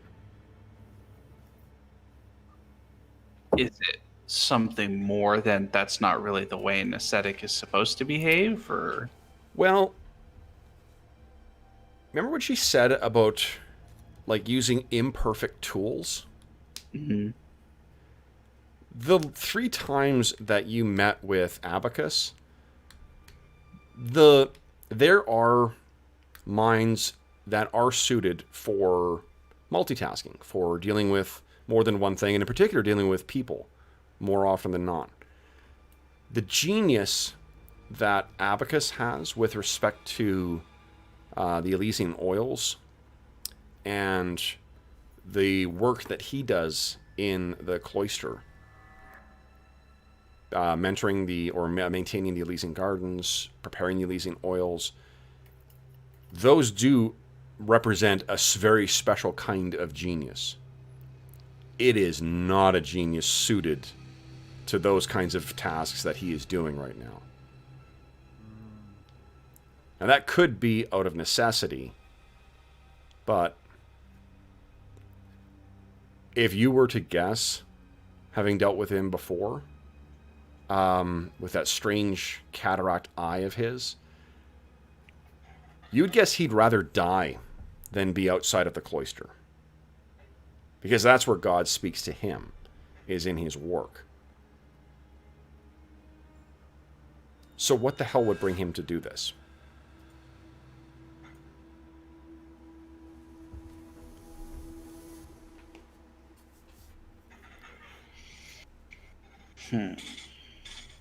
One of the ways to contemplate it as well, too, is in that, what would he gain from doing this? If he really was, wanting to position himself as the replacement for the Baptist. From what you know about him, what would he gain from this? Well, it would be, right, factional benefit on some level, right? The ascetics over the True. orgiastics. But from what you've dealt with him before, His ambitions don't lean that way. Yeah. his life's work is his work, not necessarily his faction. He doesn't advocate for the ascetics. He doesn't, try and jockey for a better position for the ascetics. He simply works,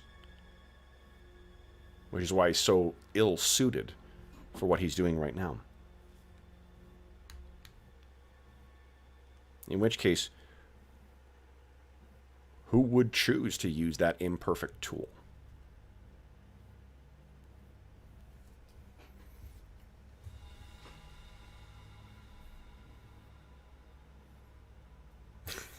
I love seeing the thinking faces. It's awesome. Well, So, you guys are down at breakfast. Each of you looks like hell. Interface. So, did you have a really bad... I guess you were sort of tortured with the idea of Black Tom being betrayed too, right? Yeah, I feel like we stole them out, and I don't think we had a reason. I don't think we had a reason to, help them seek out vengeance, but I also don't feel like we had a reason to sell him out, and I am very sympathetic to his story. Yeah. As well as curious to what's being dug out in the woods. Definitely. So, all three of you come down, looking like hell.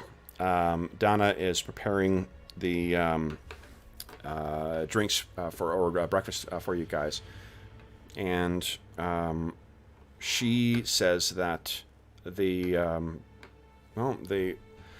heard that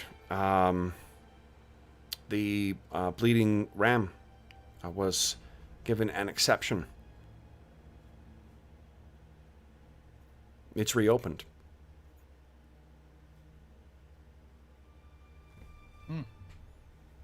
Denise would have thought 2 days was all it took of sobriety to deem liquor a necessity.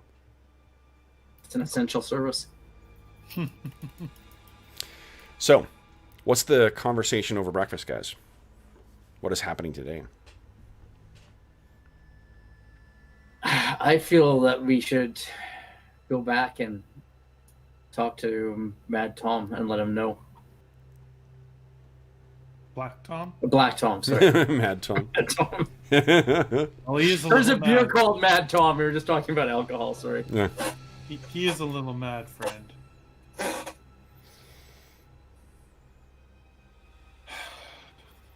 And what shall we say to him? You are not willing to help him either of you? What? And attack a whole entire encampment?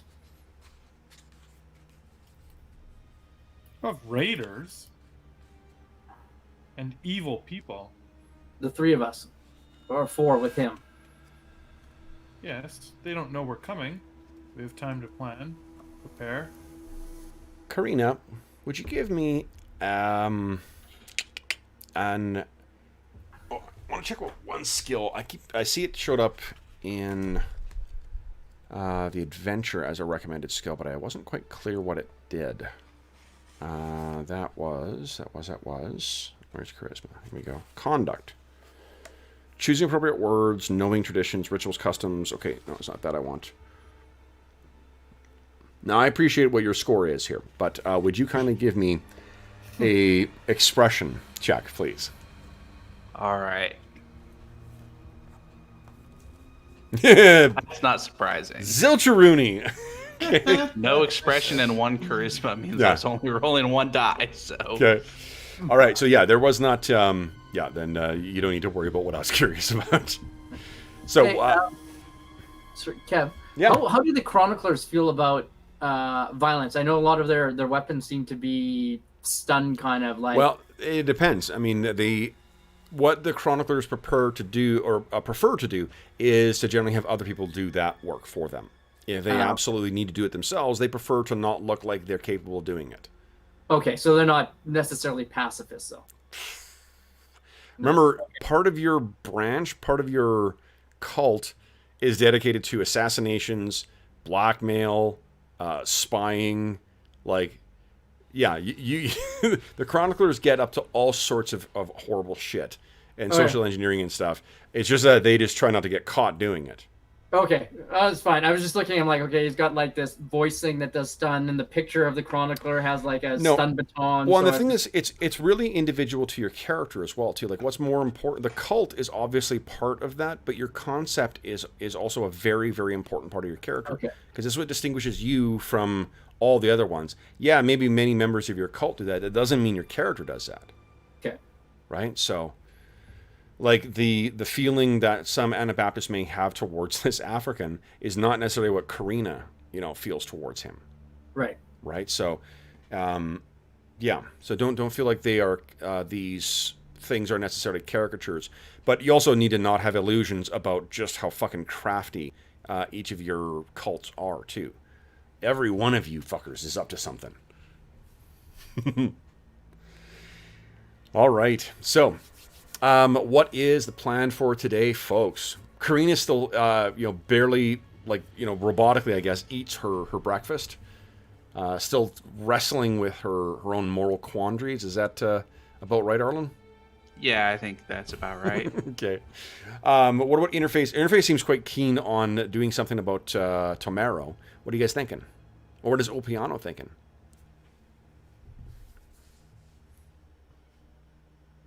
Like, Opiano was saying, what are we gonna... I think we need to go talk to Tom, but what are we gonna say to him, because neither of you are willing to help him.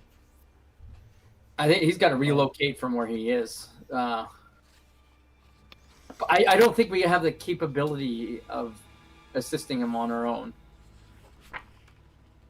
I tell you what, Opiano, I would be willing to scout out this Romero encampment and taking a better look and seeing what we're confronting, but I'm not promising a confrontation. Well, fair enough.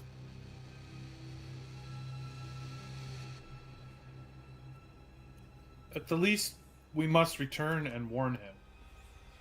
Agreed. Let's say you. What do you think, Karina?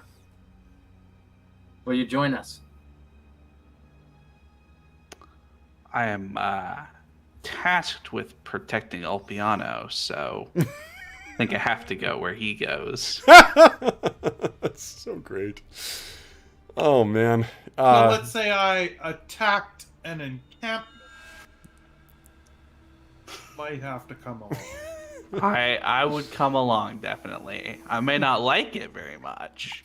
It is unlikely that Opiano would attack an encampment. However, if someone else attacks that, they might mistake Opiano as one of the belligerents in such a combat, and you might be forced to defend him through no fault of his own.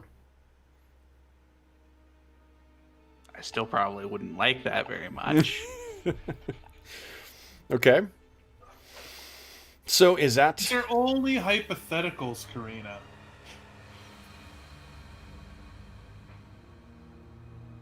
No reason to be upset.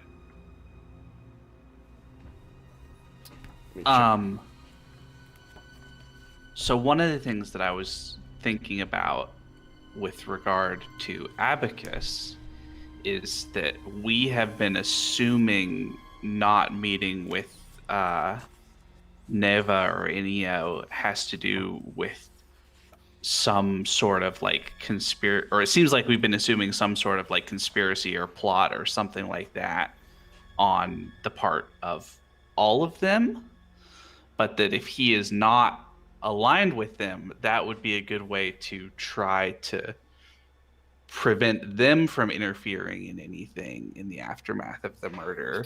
If, for instance, he really does believe that Inio killed his brother or something like that.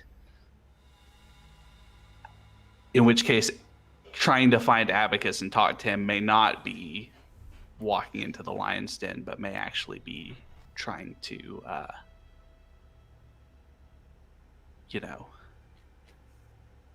somebody with more empathy than me might be able to read him and figure out if he's on our side or not. Fair enough. Love it. So how does that affect your plans for today, guys? Well, they're in a similar location. Mm-hmm. Sounds like we're going for a walk. I guess so. Okay. So you finish breaking your fast, and you guys head out. Where is it you are headed?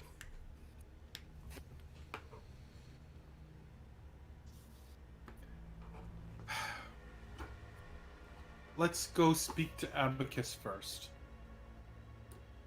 Okay. Or see if he's home first, I guess. I'm going to get rid of the little tokens because we're not doing anything with them anyway. I had in my mind, I'm like, ooh, I can't wait to see you guys move your little tokens around town, but they're not going to be moved. So we'll just get rid of them. So you guys make your way across town. It has very much the same feel to it that, that it has yesterday. There's a few less people, if you were to guess, but maybe you're just like hopeful that that's what's happening. And you make your way out the far side too. Karina, you get kind of a nod from the two orgiastics who are guarding the door as well too. One of them is an old, I think I'll finally get a place for that old veteran that we keep looking at. So that old guy, as you walk past, he kind of nods towards you. Makes the sign of the broken cross. And you guys head up the path towards the graveyard. When you reach the turnoff towards Abacus's house, what do you guys do?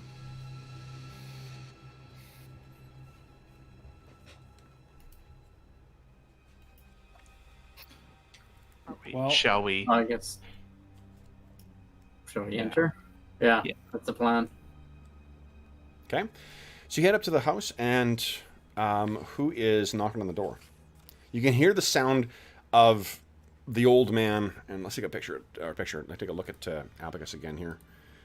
You can hear the sound of a very agitated Abacus from inside screaming at someone. And Karina, past experience with this type of situation, suggests it's probably some poor, unfortunate touched who is or lowly ascetic who is the recipient of his wrath. And it's nothing of consequence either. It's yelling about, like, where's that paper I left or whatnot. It's not like there's some, admission of guilt or something you guys walked into. Yeah. Yeah. And that's why I fucking killed him. And yeah, that's why I had to kill that bastard. So you hear him screaming from within, and what do you do? Knock on the door. Okay. Oh, and who is that now? And a red-faced ascetic answers the door and says, "Good day, sister." We were hoping to see Abacus. And she looks behind and sees the Spitalian in his full regalia, the Chronicler in his full regalia. And she looks back at you. Are you expected? We're not. If need be, we can come back when we are expected. She has a look in her face like, oh, I wish you hadn't said that. Wait here. And she goes in, and you can hear the kind of like muffled through a closed door voice that's at a reasonable level. What do you mean unexpected? Of course I don't have time for them right now. Get them out of here. Next Tuesday. Next week. That's when. Maybe next month. Maybe that's when. And you hear, and you hear the sound of someone walking back to the door. The same, a little more red-faced ascetic answers the door and says, "Forgive me, sister, but Brother Abacus is quite busy. Perhaps later?" We'll come back tomorrow. Until then. So, you guys have a chance to leave, and you can hear, as soon as she closes the door, as soon as she moves back over, there's more yelling about something else. Abacus, for your past, just based on your previous roles, so past experience with Abacus, like, he's kind of an asshole, but he's not a raging asshole like this. There's, maybe it's the loss of what do you call it? It's the loss of the Baptist, although you don't really know how close the two were. Just because people are members of the same religious order does not necessarily mean that they're, best buds, right? Mm-hmm. So, but, yeah, so it seems like there's uncertain as to when you will get in, but this is not, I don't think you get the sense that you are being obstructed, necessarily. Yeah. This is just the circumstances this particular person finds himself in. Or at least that's the appearance thereof. Ambush him. Yeah. So, you walk away, and once you get some distance between Abacus's house and the road leading up to the graveyard, what do you guys want to do?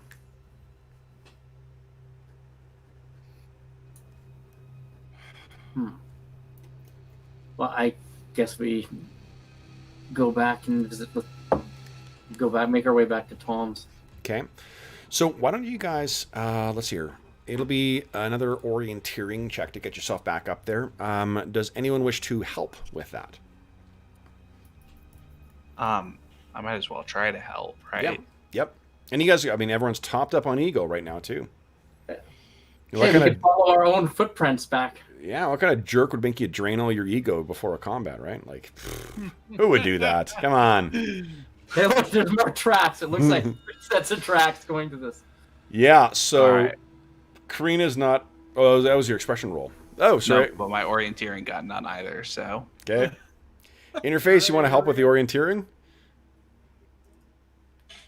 Sure. It's not so much help as me going, hey, I think I recall this part from yesterday. Yeah.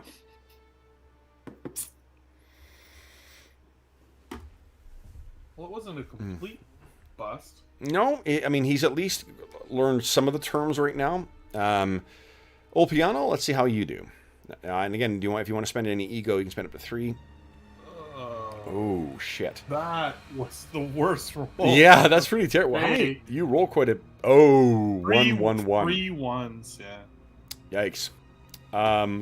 So, you I'm spend... really put off by what just happened at Yeah, no doubt. Abacus's house. Like, what So a dick. you spend about 2 hours wandering around the kind of the slopes between Andring and is it Borreo? I think Borreo is the.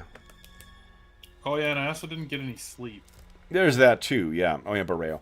Between Andring and Borreo, you wander around for about 2, maybe 2.5 hours, and you've got no idea where the fuck you are.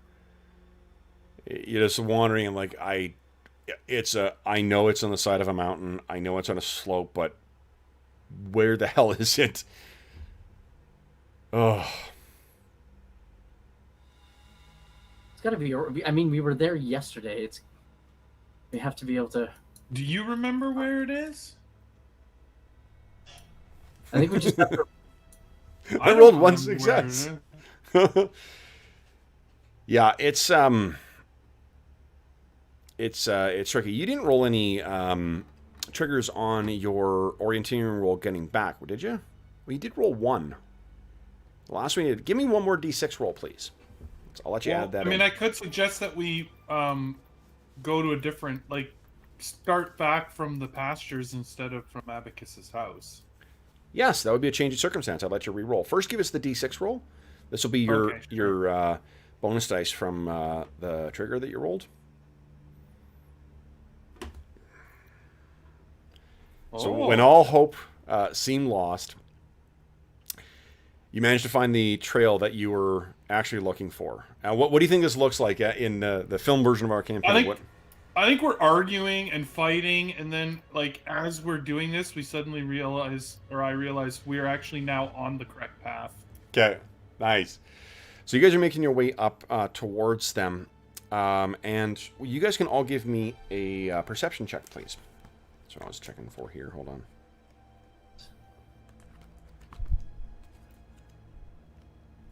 Oh, 1, 3. Nice, Karina. nice. Oof. Okay. Oh. Let me see here.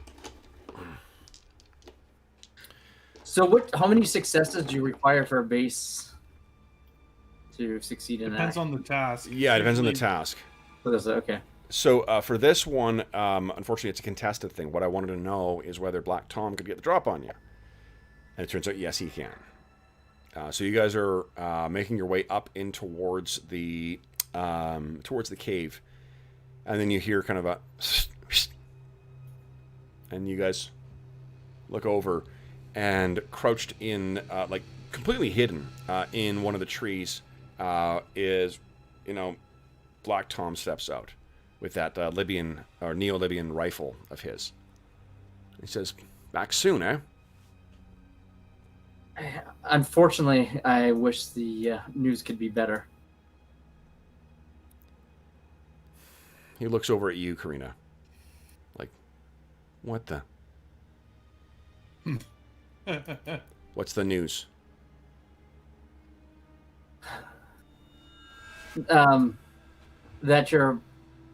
That people are in town are aware of your presence in the You woods. told? I did. Why? Because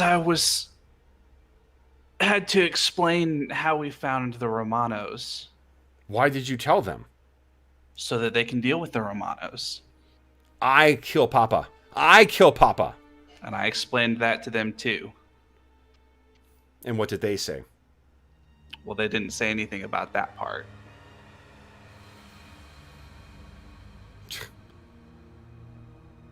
He turns and storms up the hill. He doesn't say anything as he's starting to walk up towards his cave. Okay, I follow him up towards his cave. He turns and says, "What now? What more? You want to take my things?"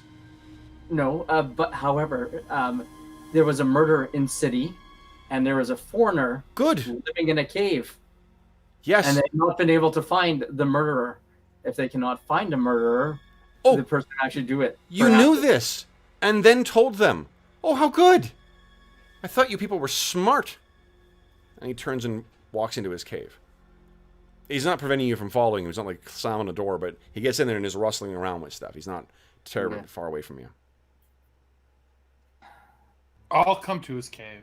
Okay. And I'll What do you- come up to and I'll say, "Take us to this Romero camp. We will see what we can see to see Take you. Do you know when I heard you? I heard you 20 minutes ago when you were arguing with each other. That's why we need your help to get to the camp. if we are offering our assistance as best we can. If it is not to your liking, I'm sure you can then find assistance with others. But given your situation, perhaps Good. you might do. You go in separately, you make noise. I find Papa and kill him. No? He turns back and starts packing things up again. What do you guys say?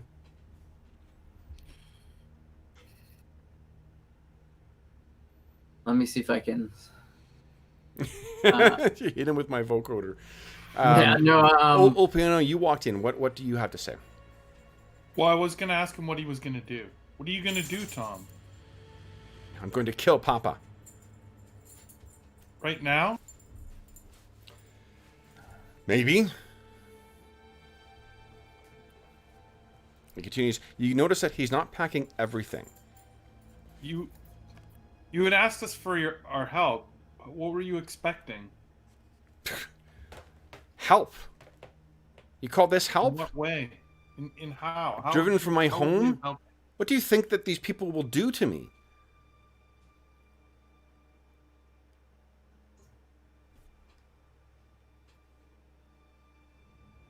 Did they say they will help with the Romano? I wasn't there. I don't know. He turns to you. You. It seems you were the one then. You told them? I did. Will they be doing anything about the Romano? I don't know when, but they will. When? What do I do? Wait? Sit there? Pray they won't find me? Wait for your people to go out to find them? You think they don't know they're there? You give your people too little credit.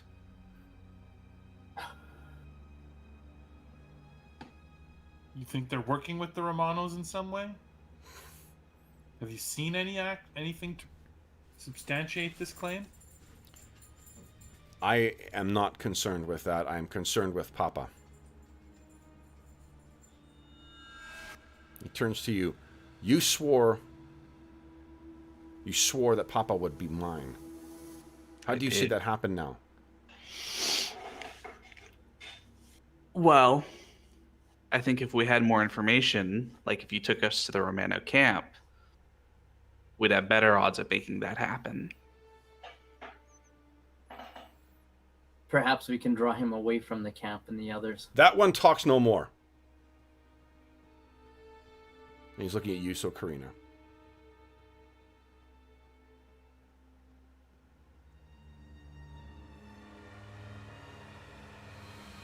Papa will be mine. Absolutely. No more tricks. No tricks.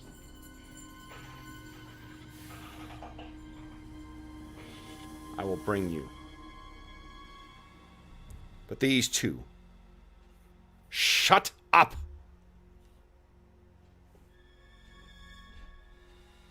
And he turns and looks at you, Karina. Nods. Looks at you two. You have no guns?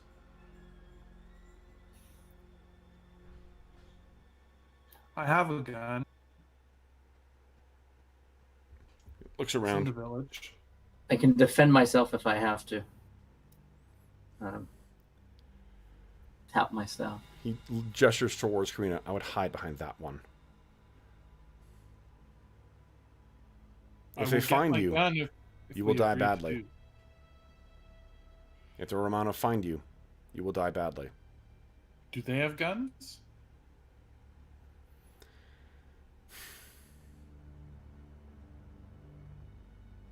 You know what you were risking?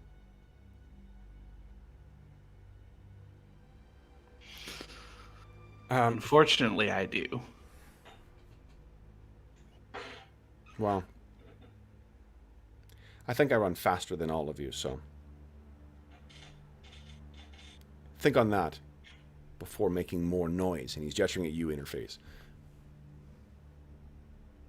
Let's go. So, what he does is he makes sure that you turn off your vocoder, because if it does any popping or hissing or whatnot, your technology is incredibly advanced, but it's still a kludged together bit of, you know, like archaic tech. It's not, doesn't mean you're not gonna be able to use it, Brent. It just means that it's turned off right now. You'll just have to spend an action to turn it back on again. Okay. There's no like cycling time or anything like that, but he wants to make sure there's no other stuff. Now you are aware that you've got a module in your suit where if you're struck, it'll scream. So now that is a very handy response for scaring off people who try and pickpocket or trying to assault you or whatever else. But you may want to consider whether you want to still have that on or not. Yeah, I guess I will turn the screamer off. Yeah, likewise, that one can be turned on pretty easily as well. Now, Ulpiano, what about yourself? Are you? I don't think you've got anything that is going to cause problems, right? I don't think so. No. My stuff is He will. other than my right. Oh, your rifle, yeah, which is in town, I think, Yeah. right? Yeah. Yeah, exactly. I didn't bring it. Okay. So, Although, I mean, I guess if I was intending on kind of pushing the other two to attack the camp, I may have. so the downside of that would be that you would be encumbered. Then, right? You'd have. Well, I would bring it instead of the staff. Oh, I see what you mean. Yeah, yeah. If you want to bring that instead of the splayer, absolutely. Oh, you okay there, Brent? Okay. Yeah, no, I went to move my character onto a different part of the map, and Yeah. instead clicked a link to a kid's game. Yeah, I did the exact. I did the same thing earlier in this morning stream. All right, so let's see here, guys. Let's see. So what the task is going to be then is to head to the Romano camp.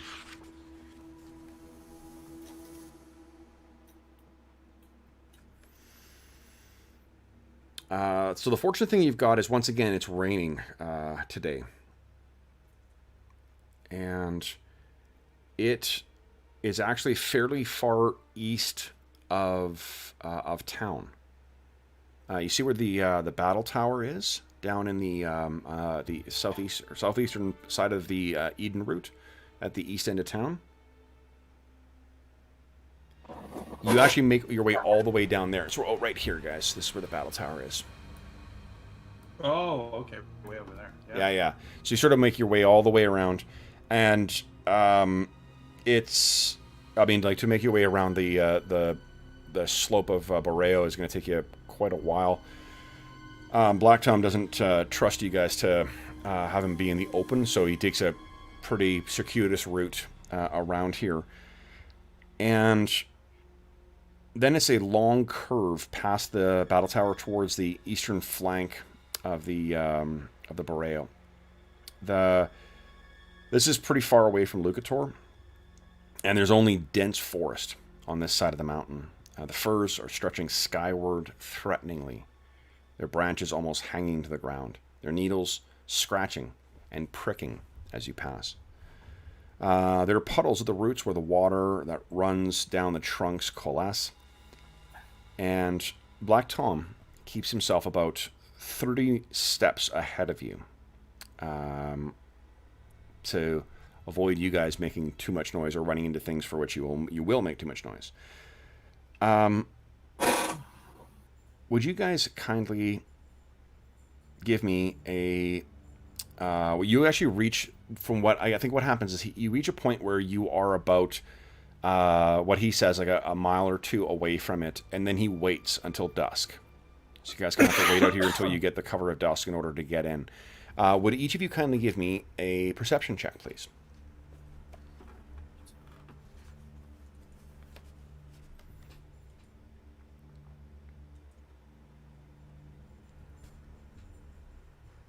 Nice.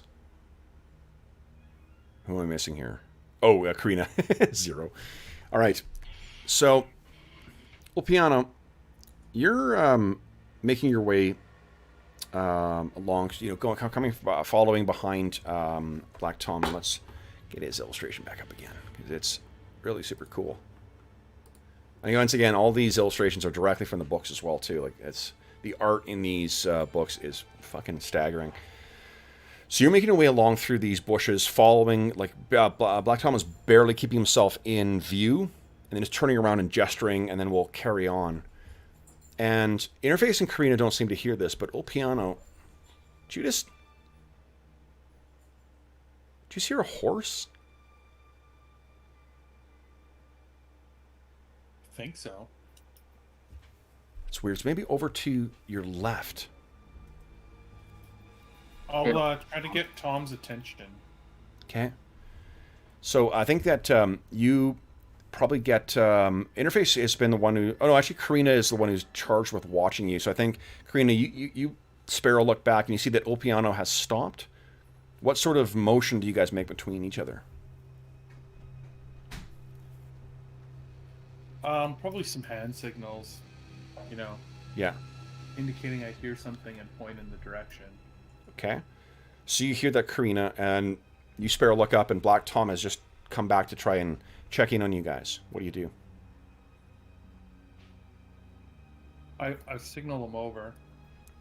Well, Karina, I think, is the one who sees. Like, you would have stopped to try to hear that sound. Interface and Karina would have carried on, and then Black Tom was ahead of them. So that's why there's sort of a... Yeah, there's sort of a telephone thing going on right now. Yeah. So what do you say, Karina? I'm gonna do my best to whisper. Are we here? So Black Tom says, "Why? Where's this medallion?" He looks back and sees you back there. He looks at you. Then I'm gonna point over there. He has a quizzical look on his face and looks around, and he says to you, Karina, and you Interface, "Stay here." And then he joins over with you. And he's about to say, like, "What is it?" when he stops him.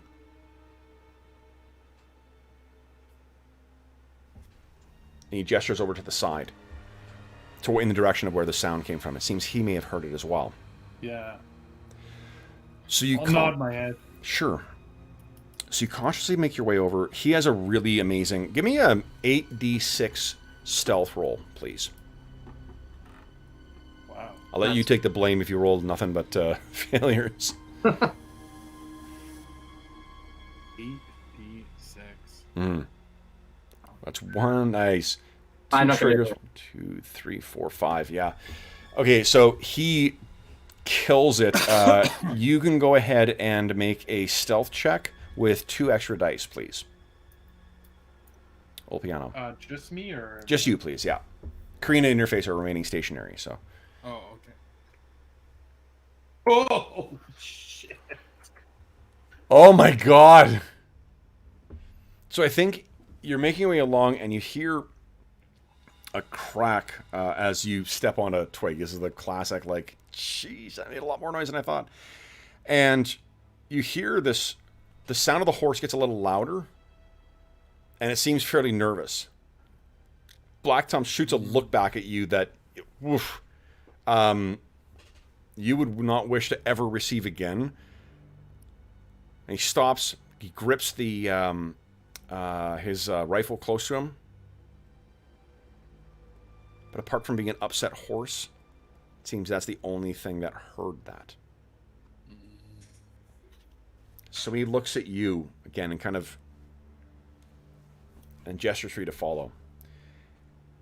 So you follow out and get to a point where you got a vantage lead looking down. And what you can see is a horse tethered to a tree in a thicket. The horse looks familiar. It's a black horse with white highlights on it. Big horse as well, too. Yeah. Do you remember where you saw that horse before? Yep. In the downtown. So you look at that and you can see there are markings of the Anabaptists on the broken cross on the saddle as well, too. For the benefit of Arlen and Brent, who missed the session, whose horse is that? Luciano Bastardo. Okay. So Tom kind of looks at you quizzically like, does this mean anything? I'll shake my head, yes. Okay.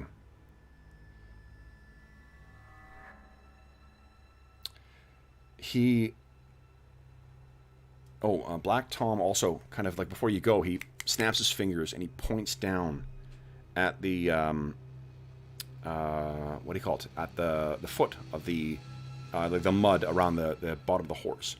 Would you give me a survival check, please?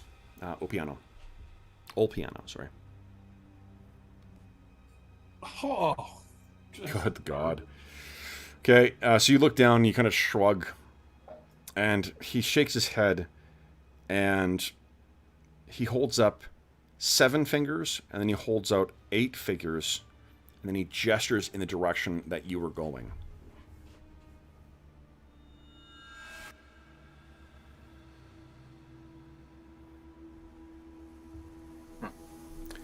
He then turns and gestures back towards the direction from which he came.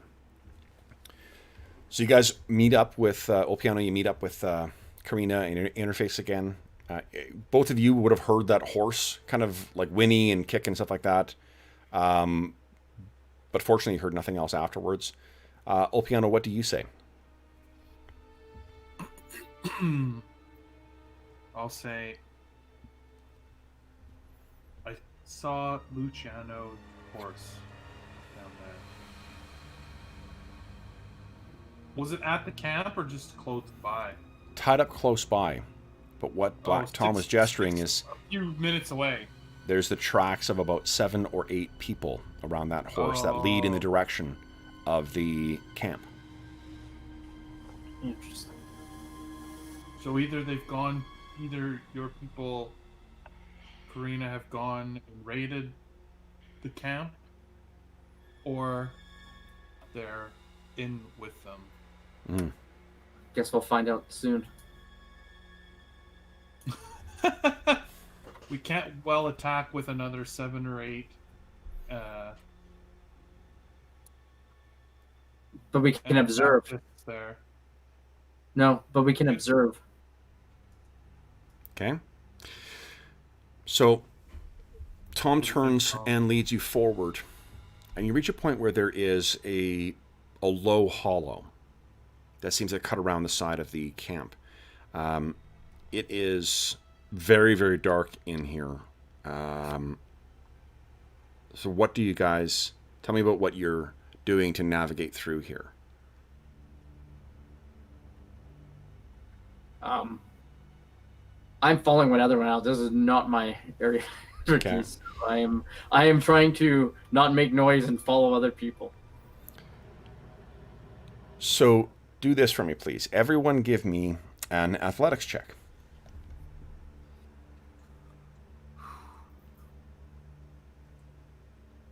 All right. So how does this work if we want to bolster the roll? Then you tell me how many. Oh, and a trigger. You can spend up to 3 of your ego, and then what you do is after you click roll, when the modifier comes up, you just put the number in of that's equal to the amount of ego you spend. Okay. And ego is like hit points as well, correct? No, a kind of hit points. It's also what is used to when you run out of ego, you sort of collapse. It's like strain in FFG Star Wars. Yeah. Oh, okay. Gotcha. All right. Well, I am somewhat shitty, so I'll use 1 point. Okay. It's there to be spent. So if you want to spend 3 to be safe, I don't know what your body and athletics is, but 2 and a 1, so this will give me 4 dice. right. This is You might want to spend 2. It's a tricky roll. You're in pitch blackness navigating through an uneven hollow. So. All right. Okay. Am I handicapping myself by going for 3? I'm not really sure. I'd say spend it and find out. Yeah. Well, This is a better, kind of ask forgiveness. Oh shit, I should have kept that. Is always better than I should have spent it. Okay. Well, I will spend it then, and that gives me 6 dice. Okay. Let's do this. So bonus. There you go. And hope for the best. Oh, thank God I spent that. But Okay. So, here's what I'm going to let you do, actually. How many triggers did you roll? 3 triggers? Oh, man. So, what happens, guys, is you're making your way along, and Karina, you get to a point where you realize there are some pretty fucking big black holes in here, shafts that were dug, that you kind of skirt around, and you try and warn Olpiano about it. Olpiano, you get to it, and you, likewise, skirt your way around these big, deep shafts. You look around and warn Interface about it. Interface tries to avoid it, steps wrong, and it looks like he would fall down into it, but 3 triggers is pretty amazing. Olpiano, what happens to prevent him from falling down that shaft?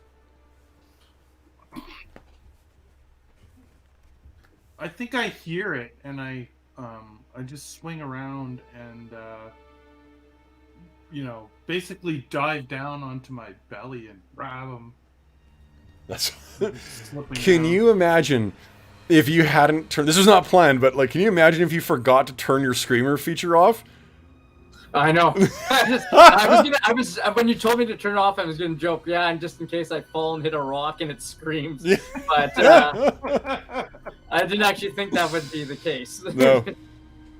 All right, so you make your way. So you grab him, and Karina, you spare him a look behind you. You can see that Olpiano is holding Interface and pulling him back up from where he fell.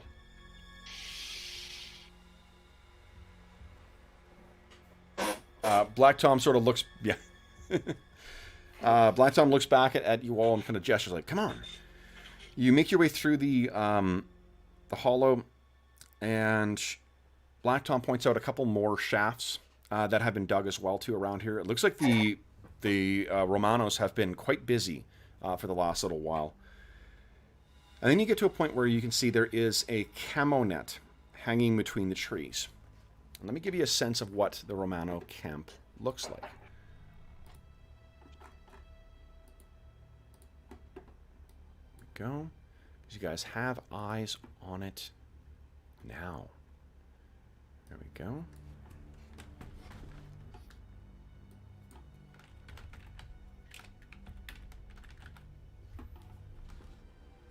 Hey guys, this is what it looks like. Ramshackle camp with people still working in these deep pits. Under the camo net, there's roughly 24 tents, as Tom had said before, in this treeless hollow.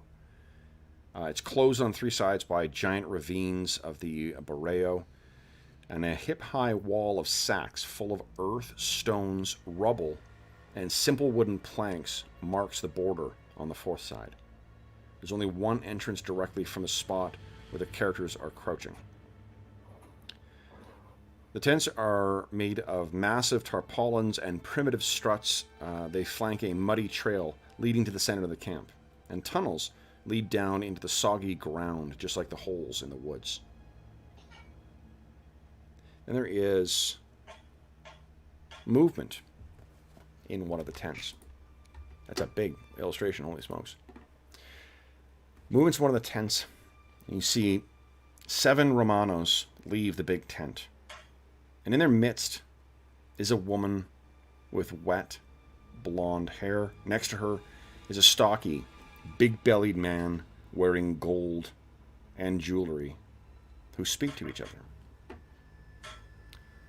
And I have an illustration for this as well.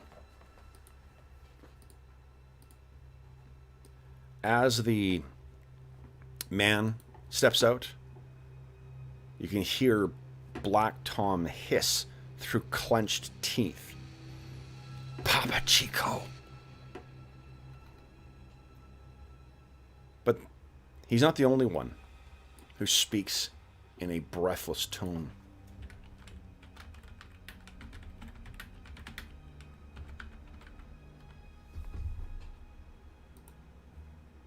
Guys, this is what you see. Papa Chico, and on the right, you hear from Karina's lips hiss the name Neva, the emissary. And guys, that is where we will end our session. So, first off, let's get some XP awarded here, guys, because you really earned it today. So, let's see. Oh, man, we have so many scenes. I'm going to give you 10 points of XP just for the number of scenes we had over the course of that session. Let's see what else you get here.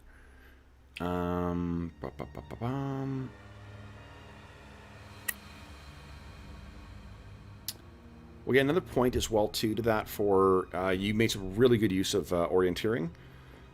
In that you each had really great role-playing scenes as well, so let's tack on some more. It's 14. What else did you find here? 15.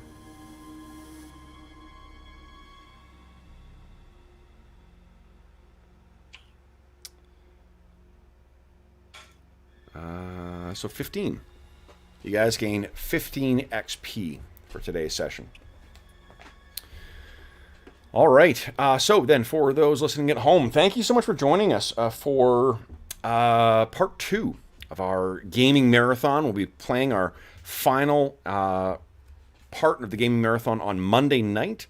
It's going to be a little shorter than this one, but yeah, we'll be actually having a pretty fucking full house on that evening as well, too, because we're having a bunch of other folks joining us. As always, if you have any comments, questions, or concerns regarding the game or the campaign, it's not really a campaign, but the game, please don't hesitate to leave a comment in the comment section of the video, and I will endeavor to reply in a timely fashion.